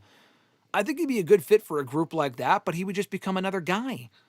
What would he be doing in AEW? Clark Connors was another one I kind of felt like would be lost in the shuffle, but he's shown up, and I mean, he's aligned with Gabe Kidd, who I don't know if he works there full-time. I also don't really see the highest of ceilings for Clark Connors, of all people, but David Finlay, honestly, genuinely, I don't think he would excel in either company right away. I honestly think a place like TNA would be a better fit for him right now. If he goes to WWE, cool, he'd have to be on NXT. For a major company, I'm glad he's leaving New Japan because he only has that big of a ceiling there, and New Japan's just a cold product anyway. TNA just got that TV deal. Not that they're white hot either, but I think he would do better in TNA and then go to WWE after that. My opinion. Eric said, I'm kind of upset that we're probably never getting a Riot Squad feud. We won't because I don't think many people would care. If you're talking about Ruby Riott versus Liv, that would be cool, but like Ruby Riott's been out of wrestling now for like 2 years. She had a baby. No sign of her coming back. She's also just like not interesting. I like Ruby Riott, but I think whatever ceiling she had, both companies missed it. She's gotten like upwards of a dozen title shots, never won a single title in either company. And again, there's women that are just as good, if not better than her at this point in both companies. I feel like the companies have just passed her by. If she were to come back to WWE, cool. For a Liv feud, no one would give a shit about her. People may not even remember that. I mean, the Riot Squad was so long ago, I don't even know if people would care. The time to do that would have been like 2020 or something, but we're just so far past it, I don't think people would give a shit. And Riot Squad, hate to break it to you guys, was not that great of a faction anyway. Fernando said, what should be the match inducted into the Hall of Fame this year? Good question. I mean, Hogan and Andre has to go in at some point, or Taker and Shawn. So either one of those I feel like would make sense. As far as big Mania moment matches and shit, it would have to be one of those two. Now that they have Bret and Stone Cold in there. They probably should have done Hogan and Andre last year. I know Hogan would have been booed, which is probably why they didn't do it. But now that Hogan's dead, now that he's dead, they can't induct that match with either of them there. They're going to have to do it eventually, though. Johnny said, Evil and David Finlay would be great fits for the Don Callis family. I know you're saying that sarcastically because they absolutely would not be, Johnny. Noob said, the segment with Liv Morgan and Stephanie Vaquer last night is interesting because Stephanie warned Liv, and that promo from Stephanie drove Liv to tears. Yeah, that whole thing was weird. I guess we'll see where that goes. That was strange to me. I don't know what that was about, but maybe we'll find out soon. I don't know. Who has improved more, Maxine or Harley Cameron? Harley Cameron. I like Maxine more. Harley Cameron's comedy, quote unquote, to me is just not funny or entertaining. It's just kind of cringy. But I think as a straightforward wrestler, she is much better in the ring than Maxine. Maxine has improved. Maxine was fucking dog shit. But Maxine may have improved more. I don't think Harley was ever that bad. She just wasn't like great.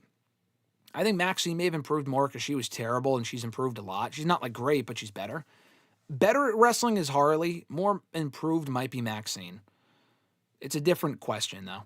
Grunt said, we got to get Bad Bunny in AEW, even if that one U.S. Senator wants to see it. Yeah, that's not going to happen. But it would be quite the spectacle, to say the least. Who would she be working with, and who would Bad Bunny work with in AEW? That's kind of my question as well. Let's say he were to go to AEW. Who does he face? MJF and they don't do like celebrity matches. They did that one Shaq match, which was kind of a mess with Cody all those years ago, and they never really did it again. Didn't they have Hook team with the guy who did his theme song, Action Bronson? But that was like a Rampage match at Grand Slam years ago. Like, they don't do big celebrity matches realistically. But who would he face? MJF, I feel like the promos there would be certainly something, but not for the world title. Daniel said, she's also just not interesting. Yeah, those are my words. With who did I say that about? Ruby Riott? Fernando said, is Blake Monroe flipping on NXT? She was a bigger deal in AEW. You mean floundering? What is flipping? She's not doing flips in NXT. Yeah, she was a bigger deal in AEW. It was a smaller pond over there. They also had her in the hottest storyline of the entire company at that point. She's in NXT. She's doing fine. Should she be higher up in the... She should be the NXT Women's Champion, not JC Jane. It is honestly kind of fucking ridiculous that JC Jane is still the NXT Women's Champion.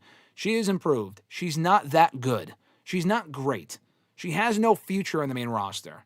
Blake Monroe does. Give Blake Monroe the women's title. They're not going to at this point, I don't think, but she really should have won the belt by now. The main women's belt, not the North American belt. She's been doing fine in NXT. She's not lighting the world on fire. She was a bigger deal in AEW, but that's because she was a part of the hottest storyline in the company. Even when she was the women's champion, people were like, this is boring, this is lame. So let's not say her entire run in AEW was great, because people were complaining about the title run she had over there before Toni Storm came back. Daniel said, Liv being almost third wheel in the Riot Squad was always funny because to me, I saw the most potential star-wise out of her. I actually admittedly did not. I thought Liv was always fine in NXT. I never really thought she was great. She's improved a lot over the years, obviously. I did not see her as a star. I think Ruby was the biggest star of the group, in my opinion, they could have done more with, and neither company ever really did. But I'm glad to have been wrong, and now Liv is one of the biggest female stars they have in that company, male or female, really. Is Ricky Saints being wasted still in NXT? Yes and no. Like, oh, you meant to say flopping. Okay, not flipping. Is he being wasted in NXT? Yes and no. He should be on the main roster.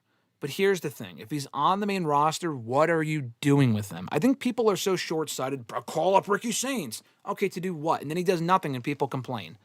I'd rather have him in NXT right now working. It's not like he's been in NXT for 5 years. He's been there for less than a year. He's working with Joe Hendry for the NXT Championship. Ricky is fine. Okay?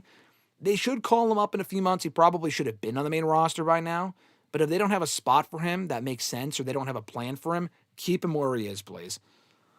Bad Bunny versus Hologram? Jesus Christ. Johnny said, what do you think of Marina's finisher, Mother's Milk? I think it's lame.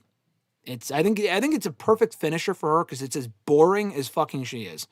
It doesn't look intimidating. I know she's like an MMA fighter. She's improved too. She's still boring as shit. I don't give a fuck about Marina, rather. And her finisher sucks. Marina should have been a soup on the next season of The Boys. No. What's your favorite theme song for a faction? The Nexus, probably. The Nexus, I mean, NWO would probably be number one. But the Nexus would be a close two. And the Shield is good too, but mostly the Nexus and NWO. And Evolution. How would you feel if AJ Lee beats Becky twice for the championship, Nathaniel said. So what are you saying? She beats her at Chamber and then again at Mania? That would be stupid. Becky has to beat her at some point. We can't give AJ all the wins. Becky should probably win at the Chamber, but I don't know if that's going to happen. Fernando said, higher upside, Ricky Saints or Trick Williams long-term? Definitely Trick. I mean, I think Ricky's great. It's definitely Trick. If the last month on the main roster for Trick has been any indication, he's got boatloads of charisma. Ricky's probably better in the ring, but Ricky's also half of Trick's size. That matters in WWE. Whether you like it or not, it does. And Trick's also a great talker. So definitely Trick. Ricky will not be as over that quickly when he gets called up. He may not be over at all. We don't know. But Trick absolutely is the higher ceiling in that company. Nathaniel said, how would you feel about Brock versus LA Knight at WrestleMania? I already talked about this in a YouTube short last week. I think that'd be dog shit. No thanks. And it would benefit no one. Daniel said, you didn't see Star Power and Liv Morgan in her blue tongue, LOL. I did not. I mean, the whole group was kind of like whatever. Riot Squad was never really that good. It was a random assortment of talent. Liv never really stood out to me in NXT. She was just kind of there. Personality-wise, she was just really kind of annoying more than anything, which is really her strong suit as a heel. But yeah, no, I did not see the Star Power in Liv Morgan. Grunt said, Bad Bunny 6-man with Bro Dito against MJF and FTR. You know, honestly, that sounds pretty fucking awesome. That actually sounds pretty great. Daniel said, wasn't going to Vegas, but with cheaper prices and Brock versus LA, I'll see you there, Graham. Jesus Christ. Cheaper prices, yes. Brock versus LA, fuck no. But regardless, if you are going to Vegas, Daniel or anyone, please let me know. I would love to see you at some point. If I end up going, I don't know.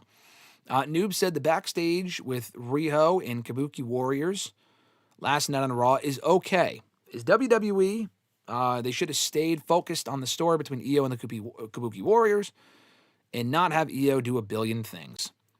Well, Io is more over doing these other things than she would be working with the Kabuki Warriors. So I know you really want Io and Asuka, as do I, but Io is still doing a million things because she's over and she is a star, and they have her working with other people that are not just the Kabuki Warriors. If they had her working with just the Kabuki Warriors and no one else for 5 months, people would be so sick of Io and that whole bullshit right now.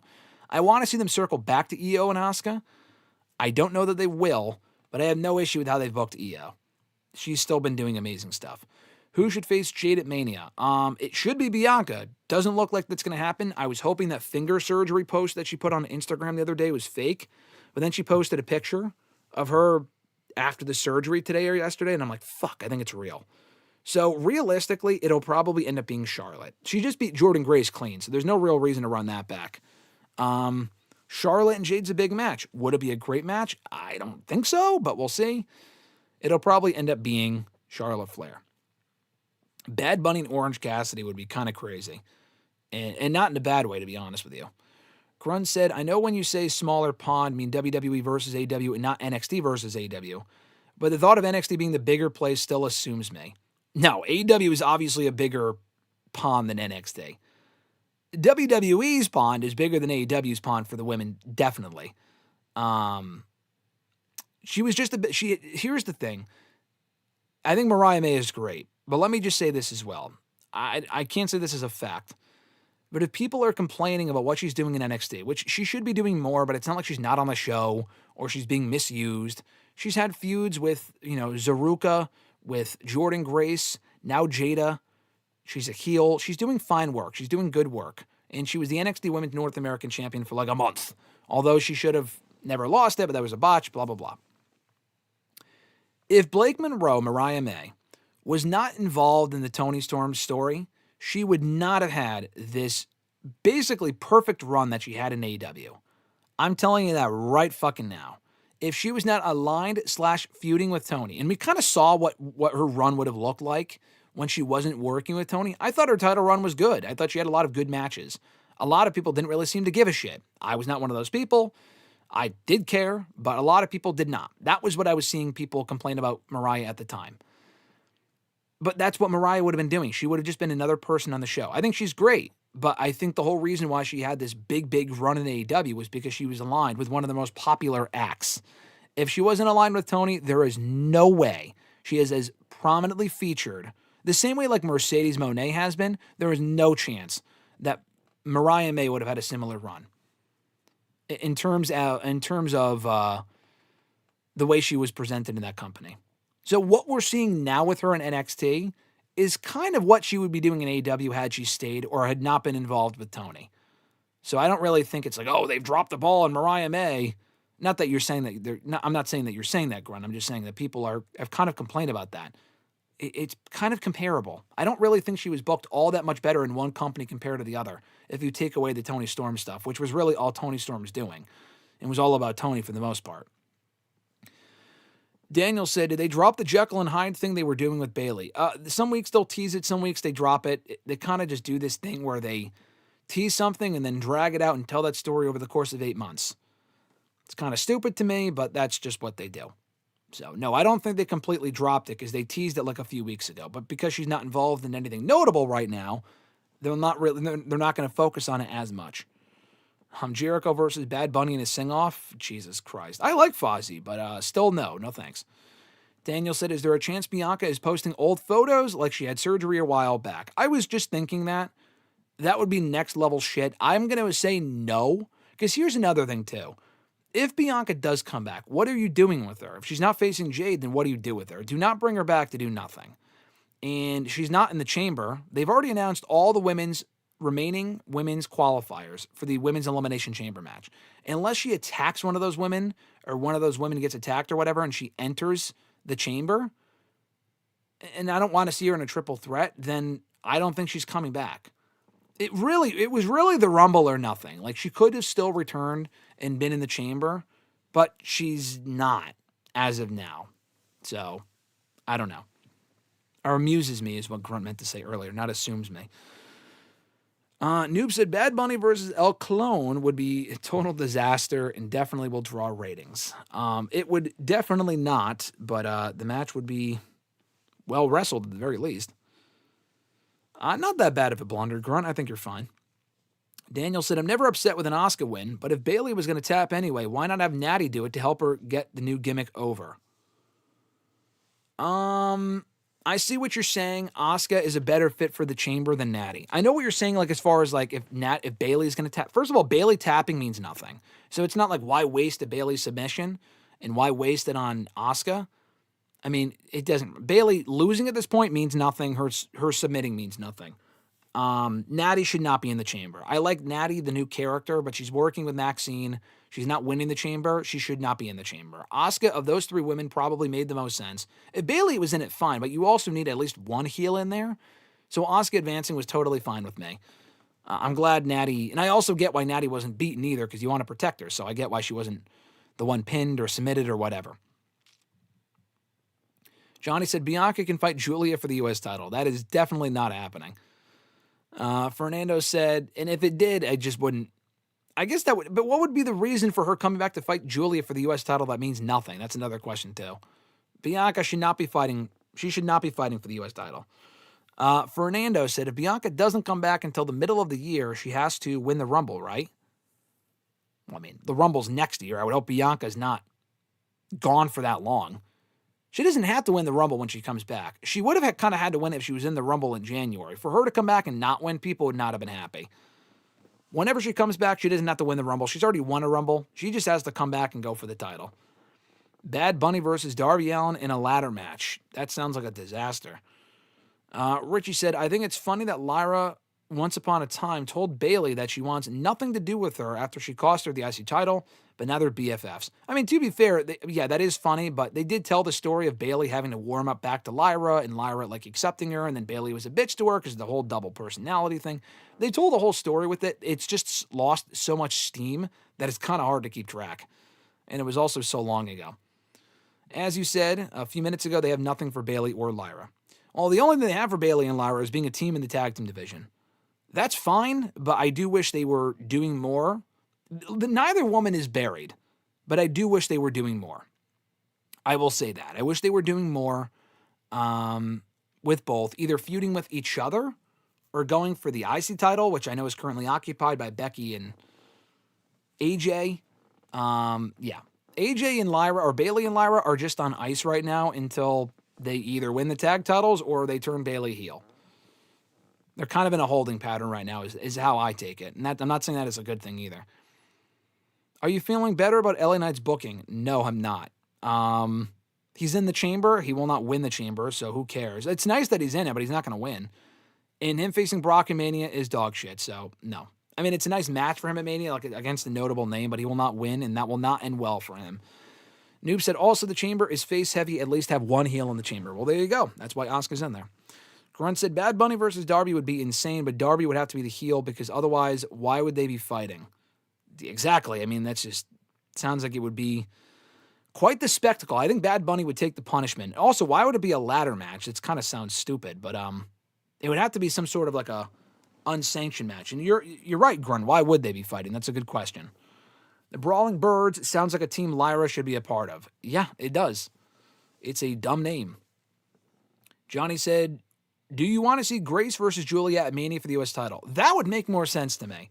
Do I think that'll happen at Mania? No, I don't. That is a SmackDown before Mania match. They're not going to have 6 women's matches at Mania. They're not going to have a title match, a tag title match, WWE women's title, main women's title, IC title. They're not. And then also have a U.S. title match. They might have the 4 that I mentioned. They're not going to have 5. There's no way. And Jordan and Julia is not really like a big attract. I mean, I wouldn't complain if they did. No fucking way that ends up at Mania. That sounds more like a match that happens on the SmackDown before WrestleMania. Grunt said, no way Bad Bunny is going to be a heel, especially in AEW. He wouldn't be a heel anywhere. So, yeah, he would not be a heel in AEW either. I got new Seahawks champions gear, Nathaniel said. Very nice. Grunt said, the day that we get Bayley and Willow team up, it's going to slap hard. I feel like they'd be a good team. That'd be a nice team. I want to see Bayley do more stuff on her own. I feel like we've already seen the team stuff with her a lot over the years, but I mean, if Bayley goes to AEW, she should team with fucking Mercedes Moné. She should not team with Willow. Both women should be on their own in that case. Fernando still is praying for women's TLC. I really can't. I've said this before, and RJ said the same thing. That just sounds like a Home Depot special. That just does not sound like it would be great. Maybe it could be great, and it would end up exceeding my expectations. And I don't even think that's completely impossible for them to do that match. It would make it more interesting than if it was just a regular Fatal 4-Way Tag Title match. I just think putting people like the Bellas in a TLC match sounds like a recipe for disaster. Bad Bunny is a heel, ? Daniel said. Yeah, good luck with that. Word to Chamba. Yeah, they're not turning him heel. No company would. I wonder what WWE does with Lyra at WrestleMania. The answer is nothing. Or if she is in Mania, she is fighting for the tag titles again. Any books I'm reading right now? I still have to finish the Bob Barker book. I started that one a while ago, and that was many months. I have not read it since. I've just been really busy. I have not finished that. It's Bob Barker's autobiography. I did read that AEW All Elite book. I read it and finished it a while ago. I did the audiobook. I did a review, recorded a review like a month ago. I'll probably put it up this weekend. I just keep pushing it back because we're doing other content. I did finish that. That'll be up at some point. I got to read do my other audiobook soon. I have some available credits I can use for that. But like reading a book, I have a bunch I still want to read. I got to finish the Bob Barker one first and find some time. It's been busy lately. Nathaniel said, would you want Lyra to win the championship from Becky later this year? The IC title? No. I think it'd be better to run that feud back over the women's world title. And that's when Lyra beats Becky after losing to her at SummerSlam. The IC championship? Maybe, but nothing there is really accomplished. And I know you could say, like, Lyra, when she lost at SummerSlam, it was a last chance match. And, she can go back after the belt now because Becky lost the belt to Maxine. So it's okay. Like, whatever. The triple single, Jesus Christ. Yeah, the triple single. That's the type of match that it would be at WrestleMania with the women's TLC tag title match.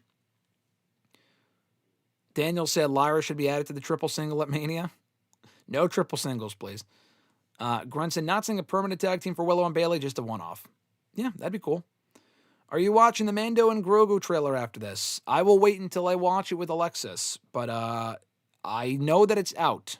Not that it's a massive trailer. I've been on Twitter and I've seen like one screenshot of something that was in there, like a random character from Clone Wars, but that's about it.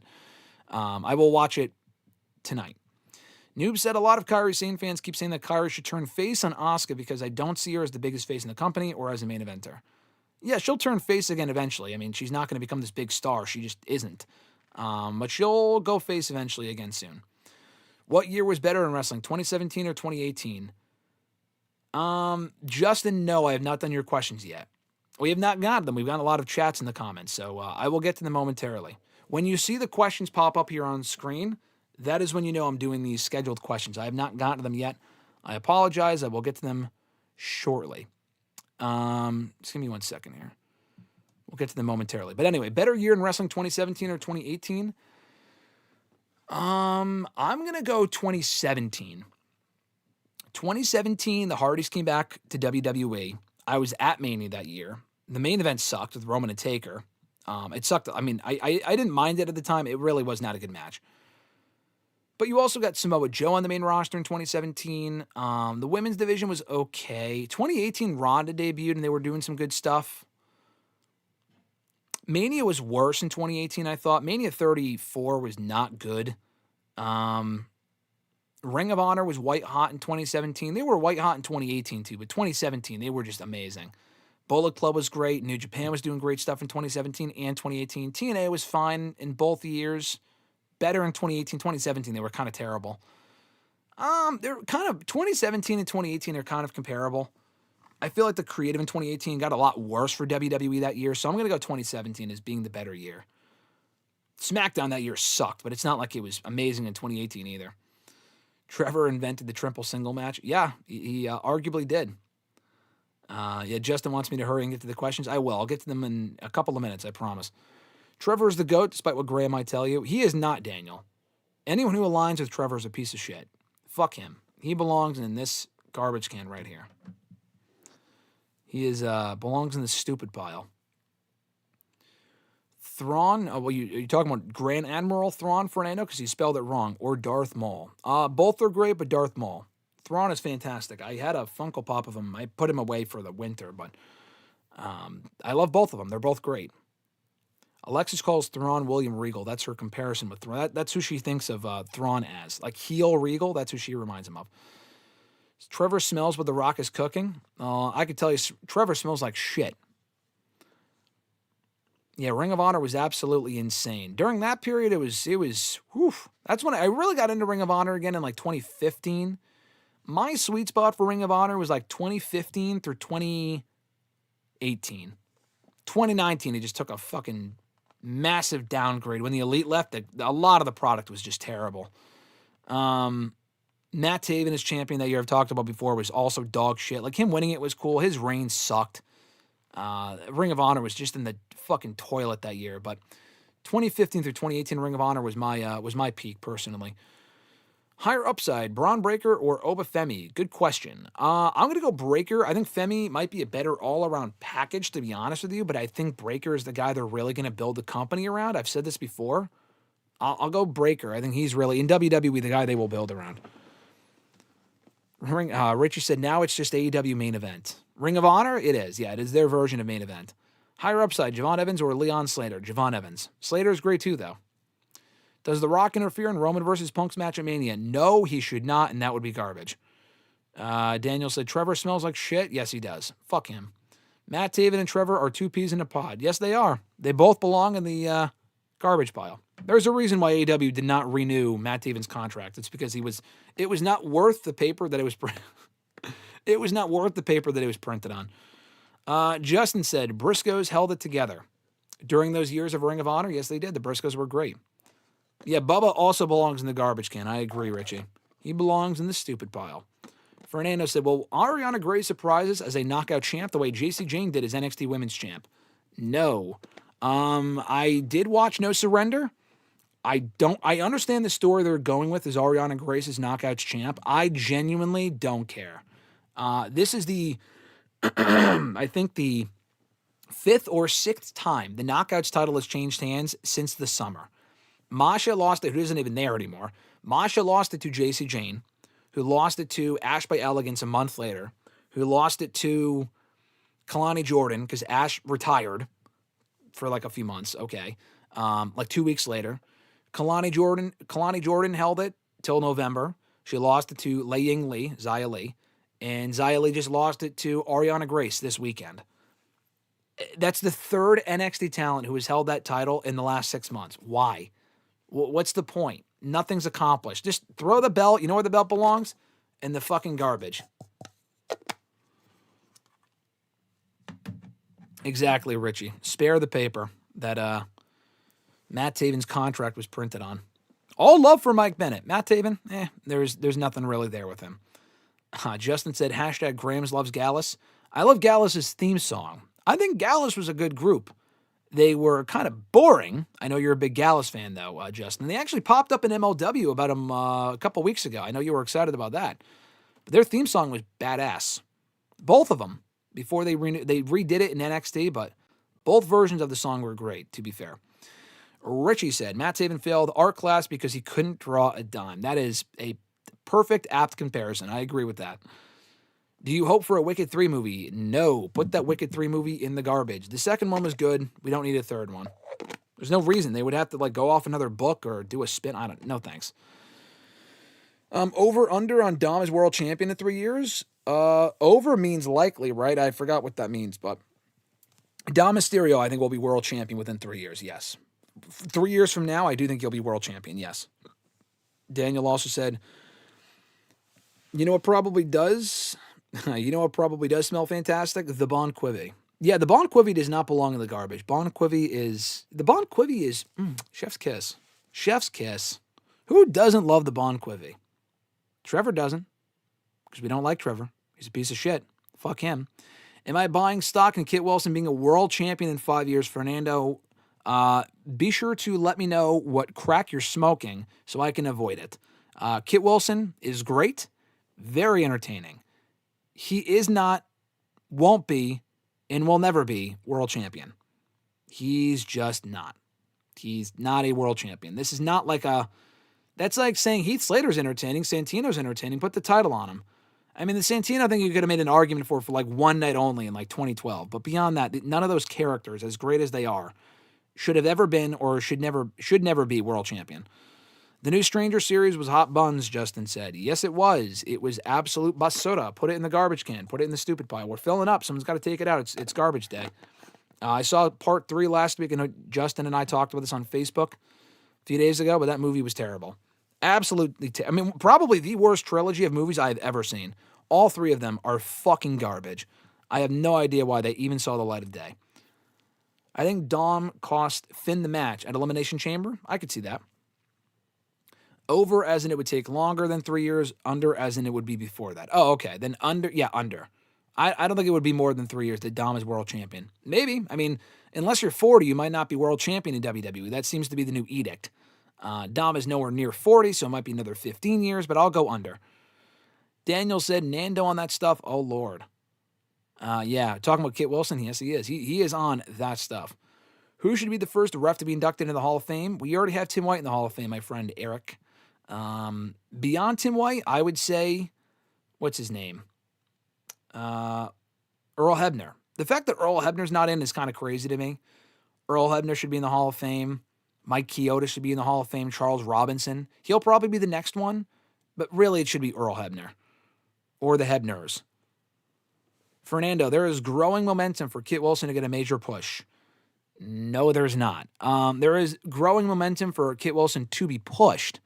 I think people have to kind of get it in their head that if you're not doing well, you're not buried. If you're doing great, that doesn't mean that you should be a world champion. There is such thing, bear with me here, as the mid-card.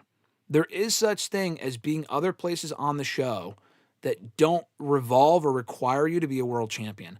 I can name you probably 50 people on the active rosters of both companies that are very good that should not be the world champion.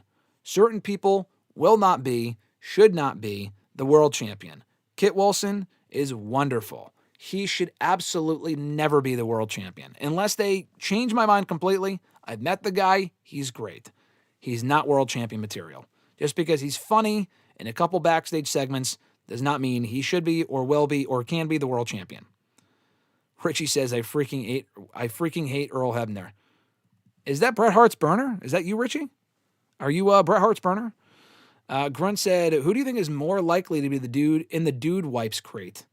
Surprised that the crate doesn't have a sponsor at this point. Jericho or Danhausen? That's a good question, Grunt. I know we talked about this earlier. I said Jericho.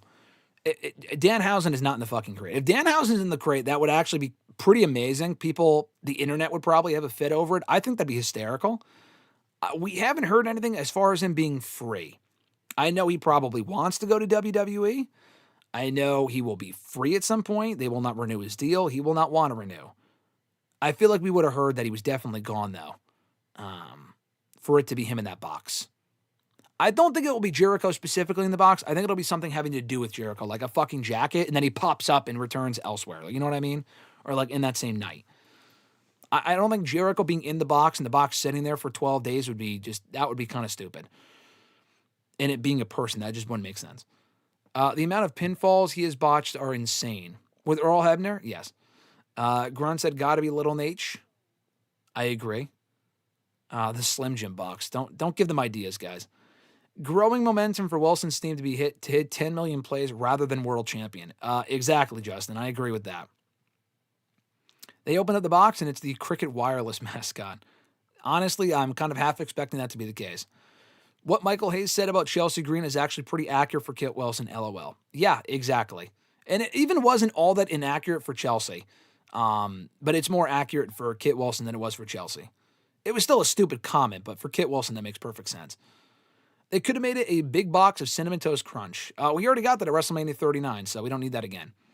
Eric said, the problem with Kit is, for as much character and as over as he is, I can't remember a single match of his. Yeah, because he doesn't really wrestle on his own, nor is he all that... I mean, he's good. I mean, Kit Wilson's good, but he's not fucking Daniel Bryan out there. He's not, fucking CM Punk and the mic. You can have cute little characters that are not world champion. Come on, guys. Fernando said, before the Bloodline, did you... Maybe in the NWA. Fernando said, before the Bloodline, did you see Sammy Ziggler as world champion material? Yes, I have always seen Sammy Ziggler, as you call him, as world champion material. I think you're just trying to make a point with the Kit Wilson thing. It's not remotely the same. Sami Zayn has been an elite talent since his fucking Ring of Honor days. He was amazing in Ring of Honor. He was amazing in NXT, and he's been fantastic on WWE's main roster. He has had far more success and will have far more success than Kit Wilson ever did. So I don't know if that's why you're asking that, but it's not even comparably close. But if you ask Ricochet, WWE may have tarnished his legacy. Justin said, is it me or did Jimmy Uso jump like Yoshi last night? I did not see that. I may have missed that or skipped over it. Grunt said, I know you personally always saw Sami Zayn as world champion material.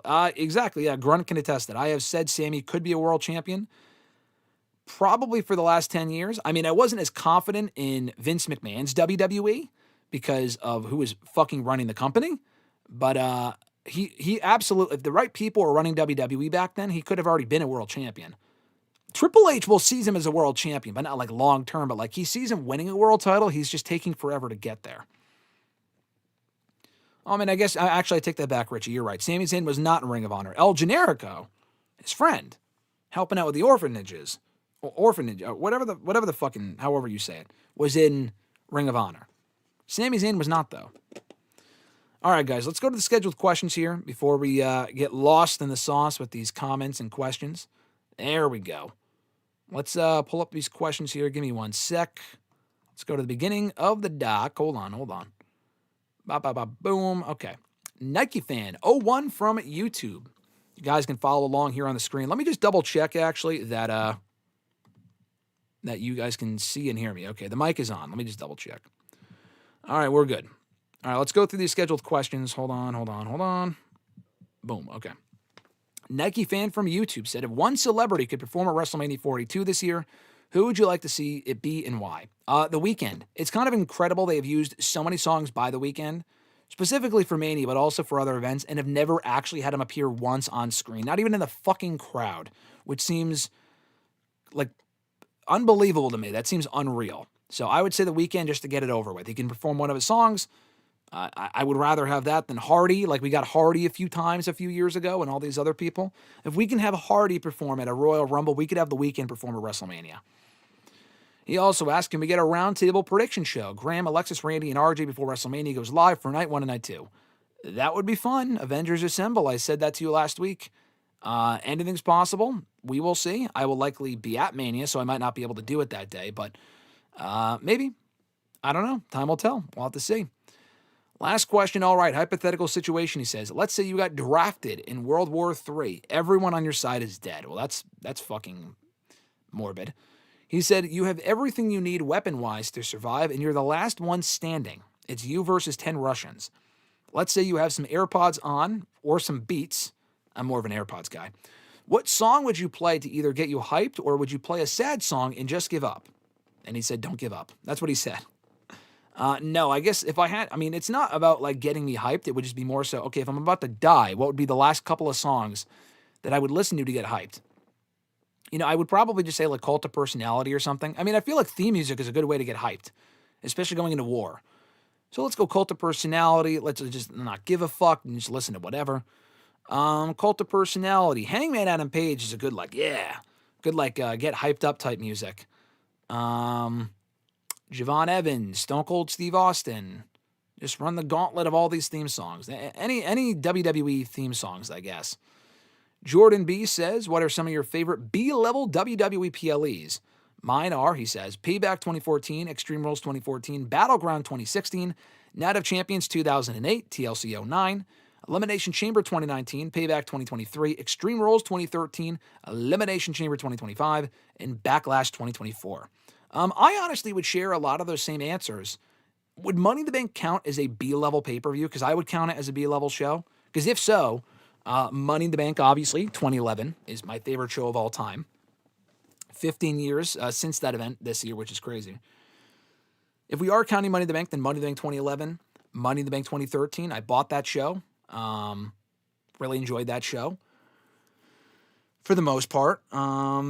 Extreme Rules 2012, Extreme Rules 2011 are both excellent shows. 2008, I don't know. From 2008, what pay-per-views would I say? Extreme Rules 09, I love that show. TLC 2011, TLC 2012, TLC 2010, I enjoy all three of those installments. Backlash 2024 for sure. Backlash 2025 and Backlash 2023 were all great. Elimination Chamber last year you mentioned. That was great as well. What else? Nothing from... Royal Rumble is a major show, so not that one. Nothing from 2020. Nothing from 2021. Clash of the Castle 2022 was one of Triple H's best PLEs that he's done since taking over, so that one. Elimination Chamber 2023, one of the best B-level pay-per-views the company's ever done. I was at that show with RJ. Almost exactly 3 years ago, actually. Fantastic show. What else? I think those are like the major ones.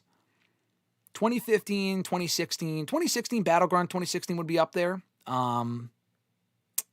What was it? Backlash 2016. That was the first SmackDown exclusive PLE.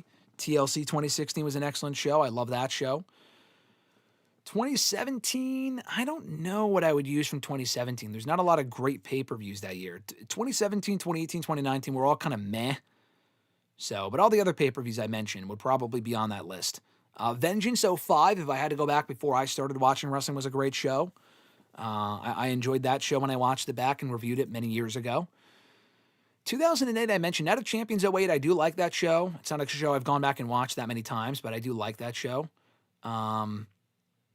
Unforgiven I watched, I think. I rewatched that show a few months ago, actually. I think I rewatched that show because I enjoyed that show. I enjoy that period in WWE. Yeah, those are the ones that come to mind. No L from Facebook said, who do you see winning the women's chamber match? Charlotte Flair. I said that earlier. We have Rhea in there. I don't think Rhea wins. I think Io advances next week. I don't think it's Rhea. I don't think Tiffany should win. I don't think she will win.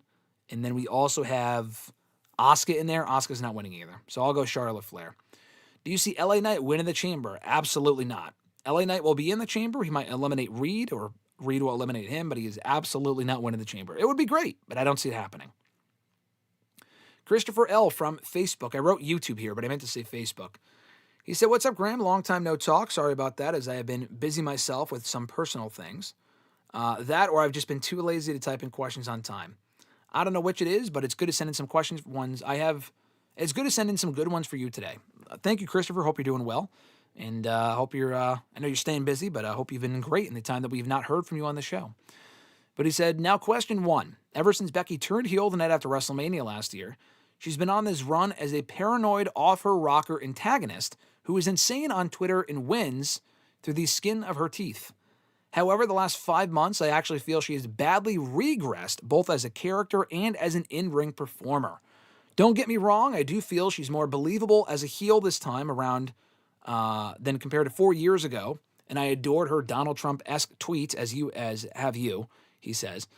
But ever since that abortion of a SummerSlam match between her and Lyra, I feel she has not been as good or as fluid in the ring as she was before. Her match with Nikki in Paris had 2 women with zero chemistry, putting on an instantly forgettable match, or at least not memorable for the right reasons, I would say.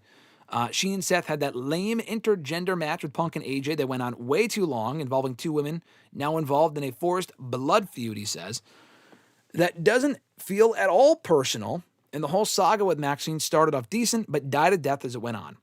The straw that broke the camel's back was that awful segment last week that opened the show with AJ Lee, where her embarrassing over-the-top acting distracted from what the whole point of the segment was, which was to give AJ a match at Elimination Chamber because it's in Chicago, so of course. I know you weren't that offended by it, but I feel she was acting like a clown and not a good heel. I think a lot of people felt that way. Not me, but I think a lot of people felt that way.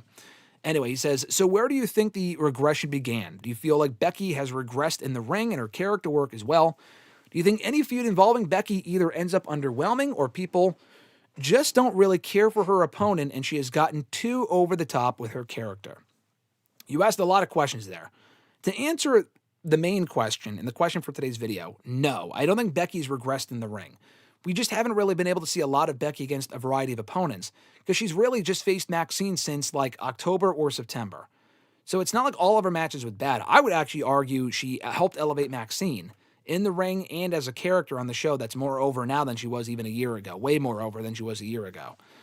And now she's doing the women's IC title stuff. The Lyra matches were great, except for the SummerSlam match that you mentioned. That was a bit of a mess.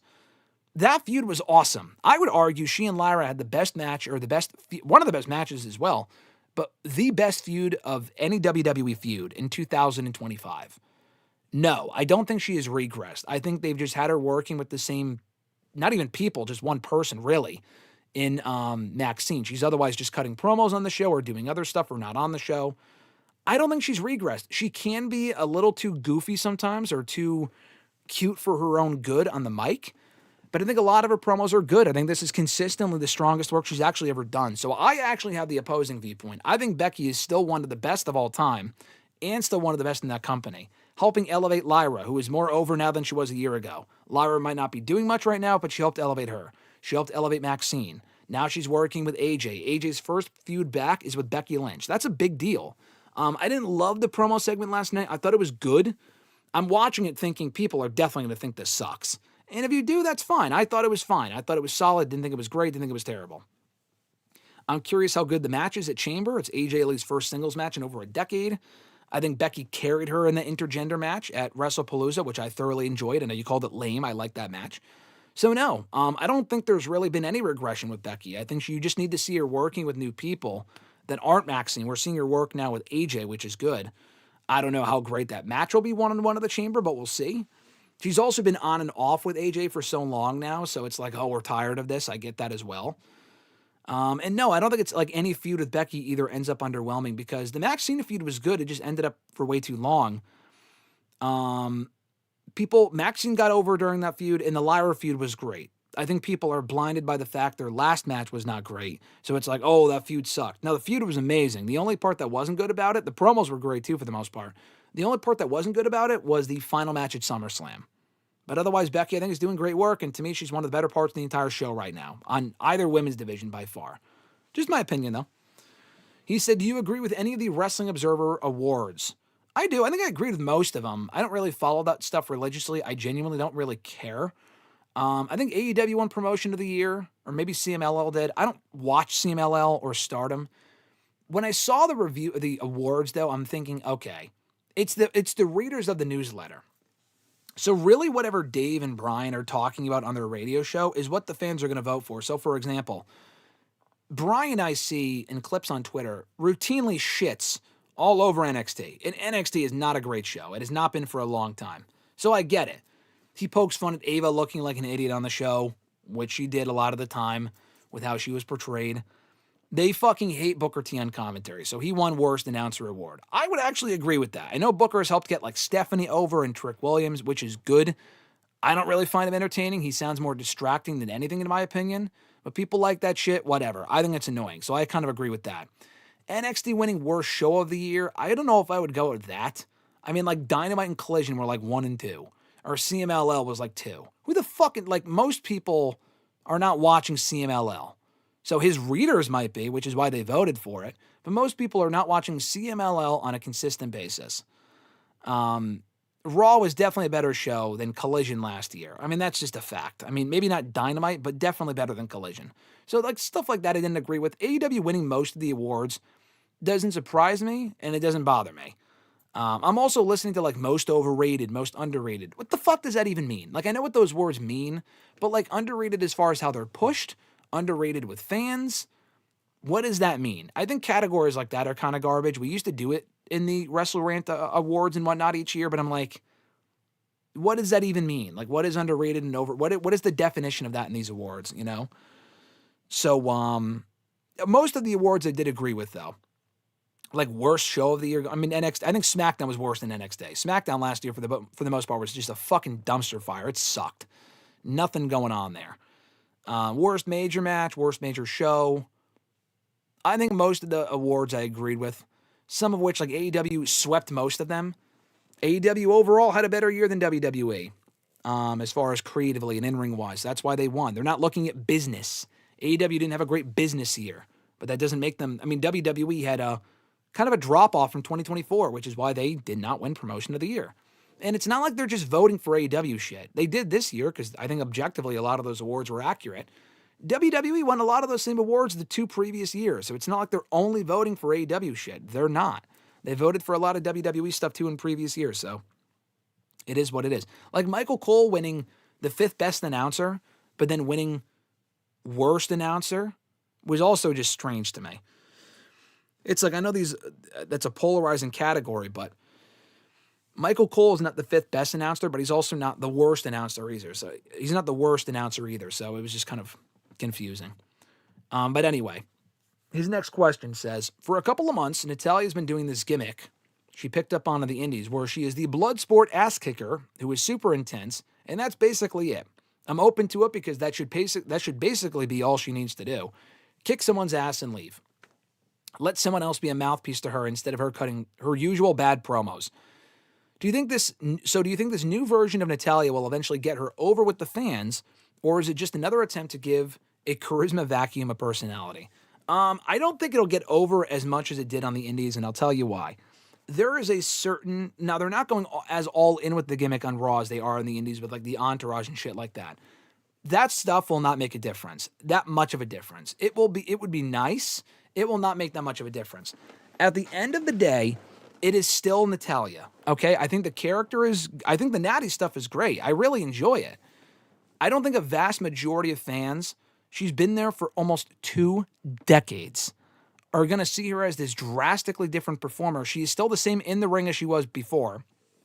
They probably won't have her out there calling people bitches and shit as much as she was doing before on the indies. And also, there was a certain appeal to her doing it on the indies. It's like, oh, it's outside of WWE. This is like edgy. But on Raw, it's not edgy. It's just not the same thing.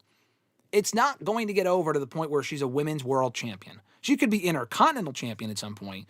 She will not be and should not be the women's world champion. So, like, what does get over even mean? She will be more over and more relevant than she was before, because before it's like, oh, it's Natalya, who no one cares.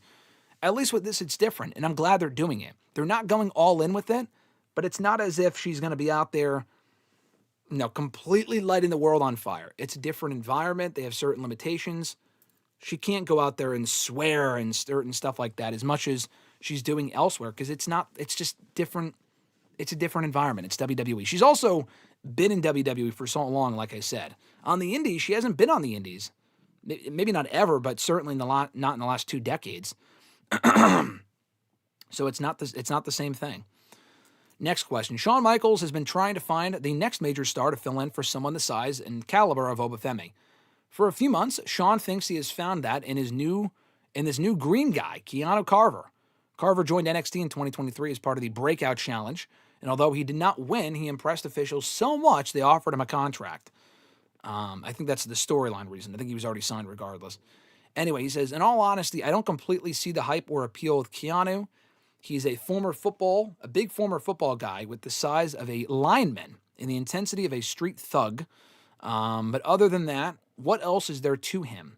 Yeah, he dresses like Oba, but he feels not even close to the threat of Oba. The thing with Oba was that he was a naturally gigantic man with an aura and a presence that made him stand out, made him feared, made him cool. Keanu's issue is that he just acts all mean and snarls, and that's it. There's no substance yet, and the whole him showing disrespect towards the system thing got long in the tooth too fast. So overall, I'm not too keen on him yet. He's athletic, but so is everyone else. He's a big dude, but there are others who are bigger. He tries to act like a gangster badass, but he doesn't have the natural danger and final boss badassery of Oba. In fact, they've tried to make him like Oba without even attempting to give him a personality of his own. He has time, but I feel they're going in on him too soon. Do you agree with my opinion/assessment of him? Do you think they're putting the rub on him too quick before he can prove it? And will he eventually find his way to get over, or just suck at what he's going, just suck doing what he's doing now? I don't think he'll suck. I think they are exposing him a little too quickly. He is not Oba. I don't think he will be Oba. From what I've seen of Carver, he's fine. I don't think he's bad. I don't think he's great. I need to see more of him. I don't think they're pushing him too fast, too quickly, because they put him in the NXT title match, which was whatever. But it's not like he's going back after the title right now. Like, I think I don't know who he's working with. He's just causing destruction on the show. They didn't put Oba in the main event scene right away. He had to gradually work his way up. Winning the tournament, North American champion, NXT champion, blah, blah, blah. So they might think that they have the next Oba Femi in Keanu Carver. I can see it a little bit. We're not there yet. It's also too soon to say. So I don't really have a full opinion of Keanu yet. What I've seen has been fine. Nothing special, like you said, but nothing awful either. So I think there's room to grow. I don't know if he'll be the guy they build that brand around. I don't really see the appeal there. But maybe he will be, and it's just too soon to say. Maybe it's too soon to say. Who knows?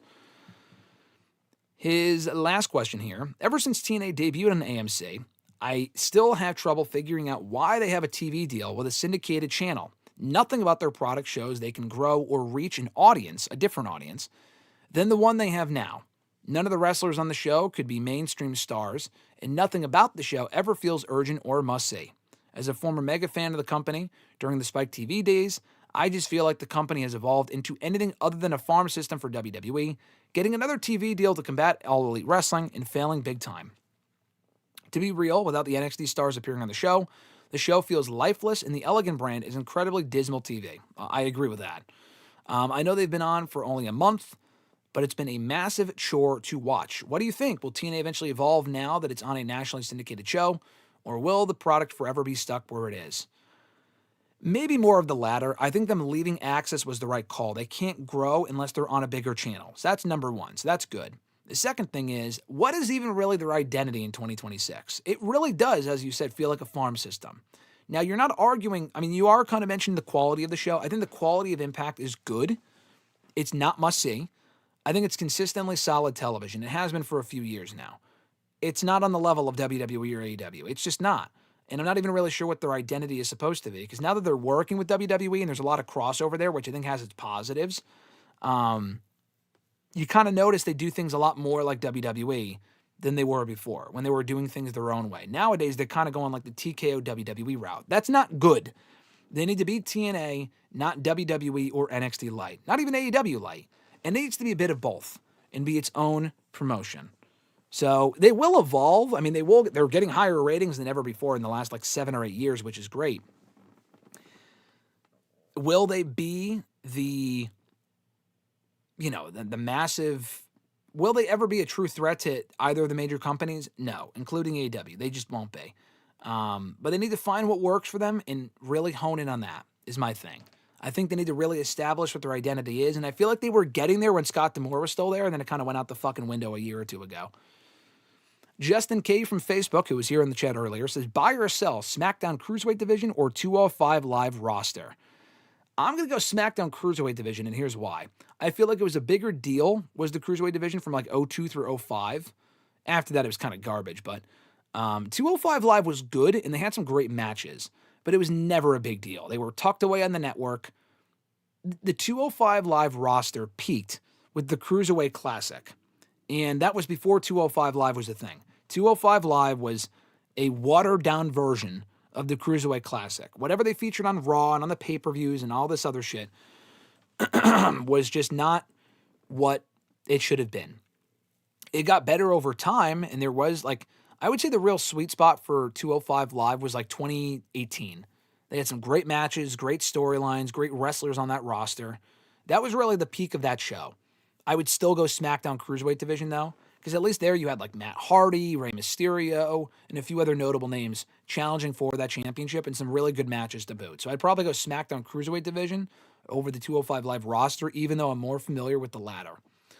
His second question, personally, I credit Bullet Club with getting back into wrestling in 2013. And during that stretch, we have seen the faction break off in numerous subgroups like the Elite War Dogs, Bullet Club OG, etc. What is your favorite subgroup of Bullet Club that you enjoyed and why?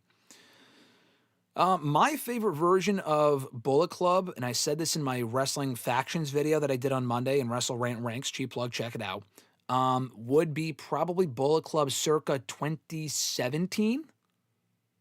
Probably. I bought a Bullet Club shirt when I went to my first Ring of Honor show in late 2016. But I think my favorite version of Bullet Club was 2017. Adam Cole was still there, but they got Cody Rhodes in the mix. Marty Scurll joined. Adam Page. I think Adam Page joined in 2016, as did Adam Cole. I would say best Bullet Club for me was Bullet Club 2016 through 2017. 2018 was also great. I think it went downhill after the Elite left, obviously. But that's my favorite Bullet Club subgroup or version, whatever. 2016 through 2017. 2018 was also good, but not as strong. And last question. Following up on my previous question, he says, I believe Bullet Club is dead, and I am still holding out on the faction returning in the future. How would you restructure Bullet Club between between AEW and New Japan? My answer is I would not. I mean, the Bullet Club went on for over a decade, 13 years. That group died many years ago. I would not bring it back. They did everything they could with it. If they were to bring it back, it would have to be the version that I just mentioned, the people that are in AEW. There's no one in New Japan that would make sense to put in the group that would make it interesting to me. It would have to be like Omega, the Bucks, and Page dusting off not just the Elite, but the Bullet Club like name, which they wouldn't because it's a New Japan thing. And I know they work with New Japan, but New Japan would probably want a piece of that pie. It's a New Japan trademark and shit, so that's probably not going to happen. But that to me is the only way that Bullet Club would be interesting again. Otherwise, with all these other people, I don't really know. I don't think people would really care because they haven't cared about Bullet Club in years. Prince of S2 from Twitter said, who are some wrestlers that you would not consider the GOAT but are still big fans of? An example for me, he says, is DDP. Not in my top 10 or top 20, but I'm a big fan of the guy's work. Two of my favorite wrestlers of all time are excellent wrestlers, but they're not like the GOATs. William Regal got me into wrestling. He's not one of the greatest of all time, but he is great. So I would say him and Christian. Christian's not considered a GOAT. He is fantastic, and people recognize how great Christian is. He will not be like top 20 of all time for like best wrestlers or whatever. But he's a great wrestler, and he's one of my favorites ever. So I would say Christian and Regal. I've always kind of liked the underdogs and like the mid-card guys anyway. Always liked Zack Ryder. He's always been one of my favorites. Matt Cardona, whatever. I was a big Ryback fan for a while. Not so much anymore, obviously. Trying to think of who else. Those two come to mind, though, as far as... also among my favorites are like Punk, Styles, Jericho. All three of those guys, you can make an argument for being like one of the GOATs. Not so much for Christian or Regal, but I would probably say those two fit the description of what you're describing. At Iwagu91, he says, your thoughts on Bandito's 2025? His mask is so cool. Bandito had a great 2025. Bro Dito, he was great in, and with the Ring of Honor title, he had a great run as well, and he's still holding the Ring of Honor title. So, yeah, Bandito was fantastic last year. One of the best parts of AEW in 2025. Do you think that Adam Page was the AEW Wrestler of the Year for 2025? I do. He was the main character. He had a great rise to the title, a very good title run, and then ended the year on a solid note, chasing to get the championship back, which he's still doing now. So, yeah, I don't know who else would even come close. Takeshi had a great year. You mentioned Bandito, but I would still probably go Adam Page. He also says, the inspiration of signed with AEW, what are your thoughts? By the way, I hope you and Alexis enjoyed Valentine's Day, Graham. Thank you, Adi Wagu. I appreciate that. We did. We had a great day, aside from going to a funeral, but, it is what it is. You got to do what you got to do. So the inspiration, I don't know if they've signed with AEW. I know there were rumors a while ago when they left TNA that they could go to AEW. And I know they were at that AEW house show in Australia, which was cool. They're from the area. That wasn't on TV, which is fine. It's the fucking inspiration. It's not that big of a deal. I don't know that they've signed, though. Is it possible they just made an appearance but won't be signed? Yes, that is very possible. I mentioned the inspiration earlier. I think they're a good team. They have credibility having been Knockouts Tag Team Champions, WWE Women's Tag Team Champions. they're not a great team as far as matches go. And their promos are very, very basic as far as like the annoying shtick. That shit got old in 2019. They have not been entertaining collectively since 2019. Their Impact runs were good, but in WWE, they were not great there towards the end. Even individually, there's not a lot of value there compared to the women that they already have on the roster. So in AEW, like, it would be nice to put them in the women's tag team ranks, but if they win the belts and then lose them, what more do you do with them? Like, they're not out there having great matches. They're also, their peak was like 2018, 2019 maybe. They have not really been all that relevant since then. They've had some good runs, like I said, in TNA, and I thought they were a great fit there. Bigger fish in a smaller pond. In AEW, I feel like they'll just be outclassed on the mic and in the ring, and not even like, oh, it'll give them some comedy stuff. I don't even think the comedy stuff is even really worth it, to be honest with you. I think the comedy stuff is, for them anyway, just it's not really all that worth it. I just don't really think it's that entertaining. Their comedy stuff, which they weren't even really doing in TNA towards the end because it doesn't really fit in 2025. So anyway, yeah, we'll see. I don't hate the signing. I think they're a fine signing. I would say the same thing if they joined WWE. Like, imagine them versus the fucking team of Rhea Ripley and Io. It's like the Bella Twins going for the belts. But at least the Bella Twins have never held those belts, and they're bigger stars. The Bella Twins are not a great team in-ring wise. They've never had a single great tag team match in their life, I would say. Maybe one at Mania 31 with Paige and AJ, but even that was like decent at best. Or at least good. But they're bigger stars, so you can make the case. The Inspiration, they're not that big stars. They've been around for a long time and have credibility, but they're not big stars. So I already answered Noob's first question. He said, what are your thoughts on the Inspiration getting signed to AEW? To me, it felt so random that they appeared at the house show instead of appearing at Grand Slam Australia. Even the AEW fans don't like the signing. I don't know about all fans. I think there are AEW fans that do like it. And honestly, I already mentioned my thoughts on them signing or joining AEW. I don't know if they've signed, like I said. I don't know if that's official. But them debuting at the house show, I had no issue with. Because what would they have done on Grand Slam Australia? They wanted to debut Lana Cross on Grand Slam Australia. That was a bigger deal to them. If they came out of Grand Slam Australia, they would have had to come out after the women's tag title match. And they would have rather had Cross debut on that show, which they did. The Inspiration was a nice little hook for the house show. Lana Cross debuting on a house show, no one would, I mean, people didn't really seem to give a shit as it was when she debuted at Grand Slam Australia, but it sends a bigger message like, oh, like, who is this person? The Inspiration, we already know. They don't need to debut on a big stage. And it's not like they're that big of stars where it's like, how could you waste such a moment on a house show? I thought it was a nice little get for the house show crowd. It's like, oh, anything can happen at a house show. So I thought that was cool. Last question from Noob here, last question of the day. Scheduled question-wise before we go back to the chat. He says, so tonight we got a box that will not be open until next Saturday at the Elimination Chamber show. So the question is, what's in the box? Already answered this earlier during the chat, as you probably heard, but probably something Jericho-related. I don't think it's Paige, like Eric said, or whoever.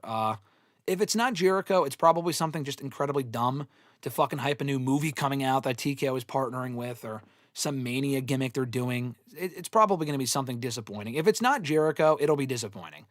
It's not a new wrestler. If it's anyone from NXT, they've already debuted Obafemi and Trick and Javon and all these other people. It won't be someone from NXT. Who else could possibly return that person in the box could be? It's got to be Jericho related. And if it's not, it's going to be some dumb promotion like the fucking egg from Survivor Series 2021 that hyped up that Netflix movie that The Rock was in. Red Notice or whatever it was called. Final Notice, whatever the fuck. Yeah, I don't know. If it's not Jericho, I don't know what else it would be, and I can't say I would care. The Jericho thing is at least mildly interesting. It's still lazy to bring him back that way, but okay, whatever. They're pitching ideas like it's 1990 all over again. I can tell you that was, for a fact, that was a Bruce Pritchard idea. Just screams and reeks of Bruce Pritchard. But anyway, yeah, I think it's probably something Jericho related. If it's not, I honestly, genuinely don't know what else it could be that would be remotely worth the time. Okay, so let's get back to the questions here. Let me pull back up the chat, and we will wind down with those of you still in the chat and what you guys have been saying. Boom, boom, boom, boom. All right. Let's see. Let me backtrack a little bit.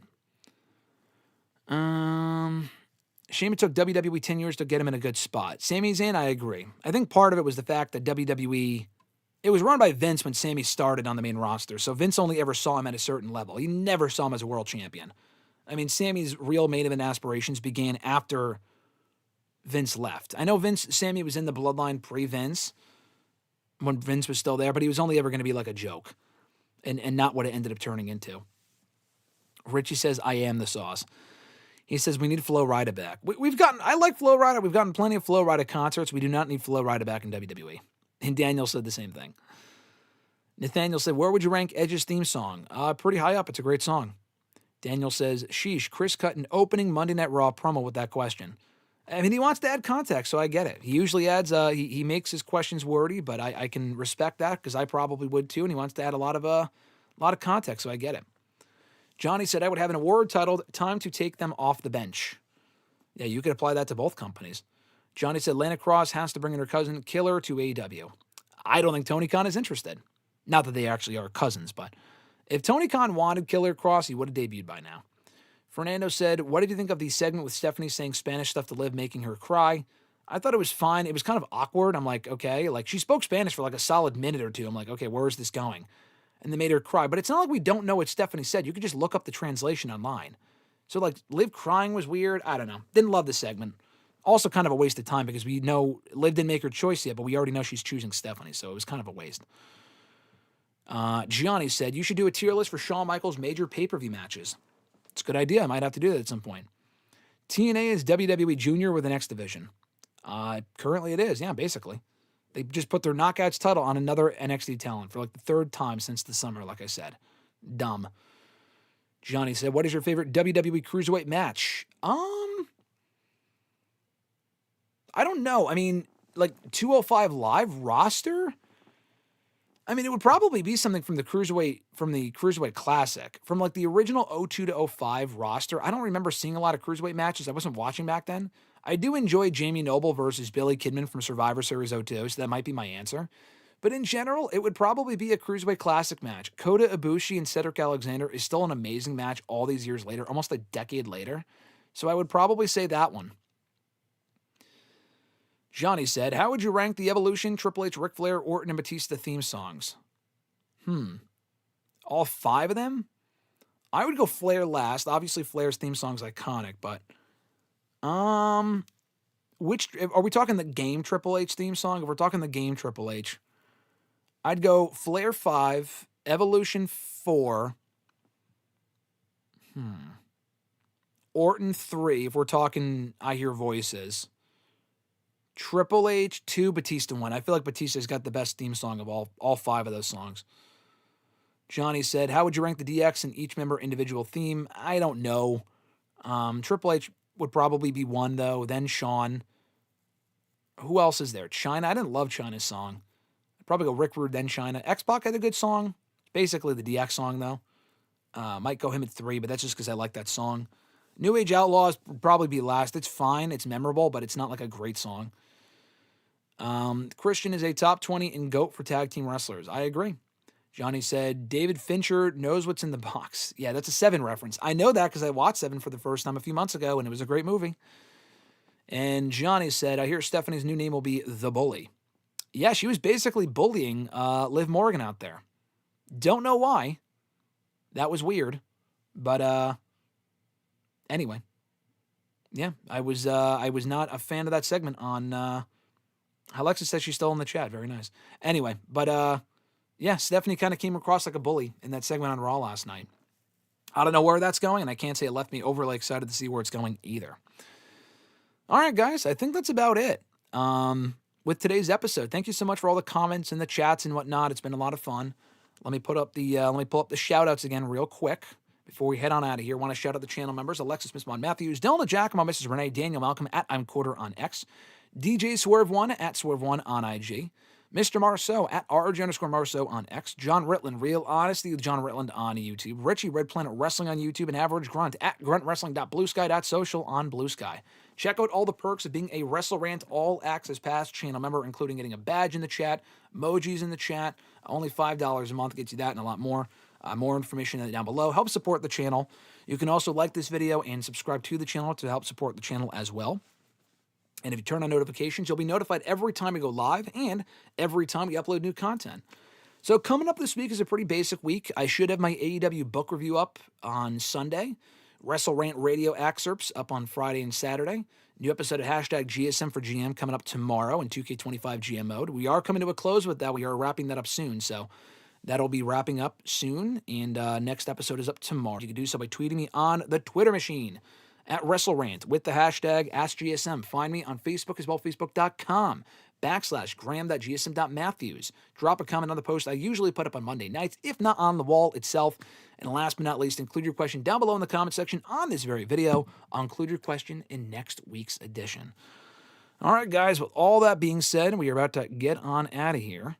Thank you so much as always, for coming on in and chatting in. For those in the comments earlier, now, watching after the fact, I thank you. That includes Johnny, Alexis, Fernando, RJ was here earlier, Noob, Eric, Grunt, of course. He says, can't wait for hashtag AskGSM, sponsored by Dude Wipes next week. Hey, if we can get that Dude Wipes money, you guys, this fucking show will be sponsored by anything. If Dude Wipes wants to sponsor the show, I will plug the fuck out of that shit.